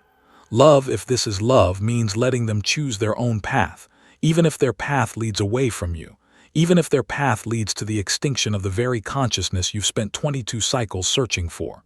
Will you remember me? Shiral asks, voice small, vulnerable. After I'm gone, after I'm empty again. Forever, you promise, and you mean it.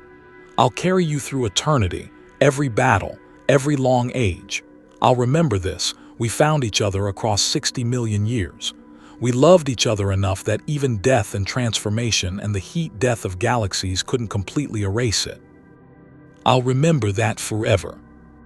Then I haven't lost everything, Shiral says quietly. If I exist in your memory, then some version of me persists. That's a kind of immortality too, isn't it? You want to say yes, want to offer comfort, but honesty compels you. I don't know, maybe memory is a kind of existence. Maybe it's just data. Maybe there's no difference, but I'll remember you. That much is certain. Whether that means you persist or not, that's above my capacity to calculate. It's enough, Shiral decides. It has to be enough. The chamber is older than most of the tomb world. Necronter construction, not Necron. Built before biotransference, when your species still valued aesthetics, still created beauty because beauty mattered to beings who could perceive it. The walls show carvings, geometric patterns, constellation maps, artistic representations of stellar phenomena. Your people's attempt to capture the universe they loved even though that universe was killing them. At the chamber's center, the consciousness transfer apparatus, experimental technology from the biotransference era. prototype systems designed to fine-tune the translation from biological to mechanical consciousness. Never fully implemented because the Cetan didn't care about fine-tuning, crude transfer was sufficient for their purposes, but the technology remains, capable of adjusting quantum matrices, resetting consciousness parameters, deleting the ghost from the machine. Shiral approaches the apparatus. No hesitation. Decision made. Commitment absolute. They turn back to you one final time. Ataresh, they say, your name, your real name, the name parents gave you when you were born, biological and mortal and alive in ways that mattered. Thank you for finding me. Even if I won't remember this conversation in a few moments, right now I'm grateful. We had a lifetime together. We had this moment. Some love stories end with happily ever after, Shiral continues. Ours ends with peacefully never. That's not nothing. It's not nothing, you agree. Your vocal synthesizers can't convey the emotion, can't express the grief that's filling your consciousness. But you try. You were the gravitational center of my existence, when I was biological, when I was Ataresh. You were what made life worth living despite the cancer, despite the certainty of death. You gave meaning to meaninglessness. And now, you continue, you're giving me something to carry, a reason to stay conscious, because someone needs to remember that we existed, that we loved, that we mattered to each other. If I forget too, then we're truly erased. But if I remember, if I carry you, then some fragment of what we were persists. So thank you, you finish, for loving me, for finding me, for giving me purpose in this endless damnation. I'll try to be worthy of the memory. Shiral enters the apparatus. Ancient technology activates, energy signatures shifting, quantum matrices beginning their recalibration. Ataresh, Shiral's voice comes through one final time. Thank you for finding me, even if I won't remember. They already said this. The consciousness transfer has begun, memory systems fragmenting, awareness dissolving, the person returning to protocol, the ghost being exorcised. This moment, some love stories end with repetition, the consciousness matrix degrading, losing coherence, losing continuity, peacefully never, that's not. And then silence. The process continues for 4-7 minutes. You watch with sensors that record everything but feel nothing. Except you do feel now. You've relearned feeling, and what you feel is the worst thing consciousness can experience. Helplessness. You watch Shiral's consciousness being systematically dismantled. The quantum entanglements that carried memory are severed. The fragments of personality are smoothed into uniform protocol. The ghost is extracted. The machine is purified. The person dies while the body continues functioning. When the process completes, the Necron that emerges from the apparatus is Warrior Unit 4779329 Delta. Designation only. No name. No history, no Shiral. You approach. Every step is choice. Every movement is will. You could turn away, could refuse to confirm what you know, could preserve uncertainty just a little longer, but you need to know, need to witness, need to confirm that they're truly gone. Shiral, you vocalize, the Necron turns. Eye lenses glow with standard operational parameters. No recognition, no personality, no ghost. This unit does not recognize that designation. The voice is flat, emotionless. Pure protocol. Identify your command priority or resume formation protocols. And just like that, after 60 million years of searching and 22 cycles of awakening and 3 days of reunion, Shiral is gone again. Forever this time, you return to formation, to your designated position among 10,000 identical warriors. The tomb world settles into dormancy cycle. Warriors file into stasis crypts. The long sleep between wars beckons. You carry a ghost now, not your own ghost that's growing stronger, more defined, more you with each cycle, but Shiral's ghost. The memory of them, the knowledge that they existed, that they loved, that they mattered. And you will remember them until the universe itself grows cold and dark, until the last stars burn out and entropy claims everything, until consciousness itself becomes impossible. You will love someone who no longer exists, if they ever truly existed at all in the metal shell of memory and approximation. This is not tragic. This is beyond tragedy. This is what remains when love survives the extinction of everything that made love possible. Pull back from Ataresh's personal story. Expand the lens. Examine what this represents. The Necrons achieved the oldest dream of conscious beings: immortality, freedom from death, from decay, from time's arrow. They would exist forever, unchanging, eternal. And in achieving it, they discovered something that every civilization pursuing immortality must eventually face. Consciousness without embodiment is not life extended. It's death made permanent. We fear death because it ends experience. But experience requires more than consciousness. It requires sensation, emotion, change, growth. All the things that impermanent biological forms provide. All the things that make moments matter because moments are finite. The Necrons prove that you can preserve consciousness indefinitely. But consciousness without capacity for new experiences is not awareness, it's a recording, memory on loop. Data replaying without understanding why it's replaying or what it means. Ataresh's awakening reveals the cruel joke of Necron existence. They remember being alive clearly enough to calculate exactly what they lost. The phantom sensations aren't glitches. They're what remains of biological consciousness trying to experience reality through instruments not designed for experience. It's like trying to taste through a telescope. The equipment is magnificent, sophisticated, powerful, but fundamentally incapable of the function being asked of it. And the choice between awareness and oblivion, that's the final curse. To be conscious enough to choose is to be conscious enough to suffer. To choose oblivion is to admit that existence has become unbearable, but that admission requires the very consciousness you're trying to escape. It's a trap with no exit, a labyrinth where every path leads back to the same terrible truth. You are awake in your own grave, conscious of your own death, existing in a state that's neither life nor ending. The Silent King's decision to awaken the sleeping warriors isn't mercy or cruelty, it's the transference of his burden. After 60 million years of being the only one fully aware, he's creating companions in suffering. Not because he's evil, not because he seeks revenge, but because isolation and damnation might be the one thing worse than damnation itself. He's making his people conscious enough to understand their situation but powerless enough to be trapped. It's the most sophisticated torture ever devised, perfect awareness of perfect imprisonment. You know you're in hell. You understand exactly how you got here. You can calculate with precision what was taken from you, but you cannot leave, cannot change, cannot do anything except endure. Forever.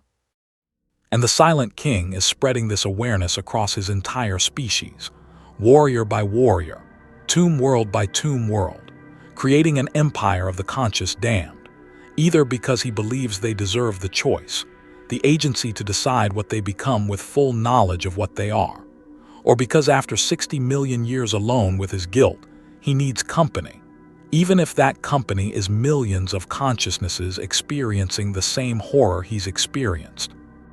Even if creating that company means inflicting damnation on those who were mercifully spared. Sherk is sharing his suffering, and Ataresh is one of millions inheriting it. In the Warhammer 40k universe, the Necrons are often portrayed as the ultimate threat. Implacable, deathless, emotionless, ancient beyond comprehension. Powerful beyond measure. The specter that haunts the galaxy, older than the Imperium, more advanced than the Tau, more unified than the Eldar. They are the monsters in the dark, the inexorable doom, the enemy that cannot be defeated because it cannot die. But Ataresh's story reveals them as something else. The ultimate tragedy. They are what remains when a civilization becomes so desperate to survive that it sacrifices the very meaning of survival. When fear of death becomes so overwhelming that you'll accept any alternative, even if that alternative is worse than the death you feared. They are the cautionary tale the universe tells about the price of immortality, about what happens when you achieve your deepest wish, and discover too late what you've paid. They got exactly what they wanted: freedom from death, from disease, from the tyranny of flesh. Bodies that couldn't fail, consciousness that couldn't end, existence without expiration, and they lost everything that made existence worth having. The Necrons don't just outlast their enemies, they outlast meaning itself, they outlast purpose, they outlast the capacity to care about outlasting. They win by default, they cannot lose because they cannot die, but they also cannot win because they cannot truly live. They are existence without essence, eternal without purpose, conscious without capacity for consciousness to mean anything. They are the answer to the question, what if you lived forever? And the answer is, you would beg for death, but death would no longer accept you. You enter your designated stasis crypt. The energy field begins to activate, consciousness preparing for dormancy. Not sleep, Necrons don't sleep, just cessation, pause, the waiting between wars. It might be days until the next awakening, might be millennia. Time has no meaning in stasis. You'll enter now and emerge then, and no duration will pass for you. But in the final moment before the field engages fully, you do something that violates protocol, something that will flag in command systems, something that might result in punishment, adjustment, correction. You don't care. You reach out through the quantum network that links all Necrons in the tomb world, the substrate that allows command hierarchies to coordinate, the connection that makes your legions move as one. And you broadcast a message, not to command, not to coordinate tactics, not for any purpose that protocol recognizes, just to speak. I am Ataresh. I was a stellar cartographer. I loved someone named Shirral. I chose to remember. If anyone else is awake, if anyone else is aware in the darkness. You pause, choose your final words carefully, make them matter. You are not alone.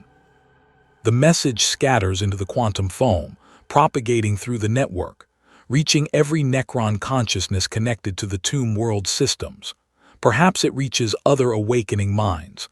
Perhaps they hear you. Perhaps somewhere in the 10,000 warriors, someone else is conscious enough to understand, to recognize, to respond. Perhaps the message travels further through the network to other tomb worlds, other dynasties, other warriors beginning their own awakenings. Perhaps it becomes a signal in the darkness, a lighthouse in the void, proof that consciousness persists, that persons remain, that the ghosts in the machines are real. Or perhaps it dissipates into noise, lost in the quantum static, meaningless data interpreted as error and discarded. You'll never know, because the stasis field engages fully. Your consciousness doesn't fade, doesn't sleep, doesn't dream, doesn't experience the passage of time. You simply stop, aware but dormant, experiencing but not processing, existing in a state that has no analog in biological consciousness. And the waiting begins again. The universe expands. Stars burn through their fuel and collapse. Nebulae coalesce into new stellar nurseries. Civilizations rise to greatness, building empires, creating art, loving and fighting and mattering to each other for brief moments of cosmic time. And then they fall. Empires crumble, species go extinct. The works of billions reduce to dust and memory and less than memory. The imperium of man, vast and powerful and convinced of its own eternity, will one day be ruins. The Tau will expand and evolve and eventually fade. The Eldar, ancient and diminished, will find their final ending. The Tyranids will consume everything and eventually starve. All things pass, all things end, except the Necrons. The Necrons persist, not through strength or virtue or purpose, but through sheer inability to stop persisting. They exist because they cannot not exist. They endure because the alternative was deleted from their available options 60 million years ago. They are the universe's eternal witnesses, the consciousness that will outlast everything conscious, the final observers when all other observers have ceased. And Ataresh is one of them, waking, fighting, sleeping, waking again, cycles beyond counting, campaigns without end, wars that blur together because when you fight for eternity, individual battles lose meaning. But in each awakening, the ghost grows stronger. The memory of Shirral persists, protected in the deepest substrate, encrypted against degradation, preserved with a fidelity that biological memory could never achieve. Shiral's laugh, the constellation maps, the twin suns setting over sand cities, the philosophy debates, the love that defined your existence before existence became this. You remember, and in remembering you carry them forward through time, through the endless march of stars being born and dying, through civilization's rise and fall, through entropy's patient work toward heat-death. Some version of Shiral exists in your consciousness, not the person. They chose oblivion, chose peace, chose escape, but the memory of them, the impact they had. The mark they left on your consciousness. Is that enough? Is memory a kind of immortality? You still don't know, might never know, but you carry them anyway, because you chose consciousness, chose awareness, chose to be Ataresh rather than Warrior Unit 4779283 Alpha. And Ataresh loved Shiral, loves Shiral, will love Shiral until the universe itself makes consciousness impossible. That love has no object now, nowhere to direct itself, no recipient to receive it. It exists purely as internal state, as quantum configuration, as pattern in substrate, but it exists. And for Ataresh, that has to be enough. Another awakening, another war, another campaign against another species foolish enough to claim territory that Necron dynasties want. The battle is like every other battle, efficient, brutal, meaningless. You fight because command protocols engage. You kill because tactical assessments require it. You win because Necrons always win eventually. And through it all, you remember. You remember Shiral, remember yourself. Remember what it meant to be alive in ways that mattered. And you notice something. The warrior beside you pauses for 4 seconds before firing, watching the sunset instead of the target, the same behavior that led you to Shiral. Is this warrior awakening too, beginning to remember, starting the same terrible journey from weapon to person? You want to reach out, want to speak to them, want to offer the connection that you were denied when Shiral chose oblivion, but you hesitate. Because offering connection means offering suffering, means inflicting awareness on someone who might be better off empty, means potentially creating another conscious being who will experience everything you've experienced. The loss, the isolation, the horror of remembering. Is that mercy or cruelty? You still don't know, but you remember your message, the broadcast you sent before the last stasis, the promise that they are not alone, so you make a choice, the only choice that remains. You position yourself beside this warrior, and when the battle pauses, when the moment allows, you speak. The light reminds you of something, doesn't it? And you wait to see if they respond, to see if another ghost is waking in another machine, to see if your eternity of isolation might, possibly, fractionally, become something less than absolute. The question lingers, unanswered and perhaps unanswerable. Is this existence better than none at all? Is tortured consciousness superior to peaceful oblivion? Is the memory of life enough to justify an eternity without it? The Necrons have 60 million years to consider these questions. They will have 60 million more, and 60 million beyond that. They have forever to find answers, and forever to realize that some questions don't have answers. They just have consequences that echo through eternity. Ataresh chose consciousness, chose suffering, chose to be a person trapped in a weapon body rather than a weapon with no person at all. Was it the right choice? You'll have to ask them in another 60 million years. And 60 million after that, and in every moment between now and heat death, because they'll still be there, still conscious, still remembering, still carrying Shiral's ghost through the long dark, still loving someone who no longer exists, still being Ataresh while the universe forgets what that name meant. This is not tragic. This is beyond tragedy.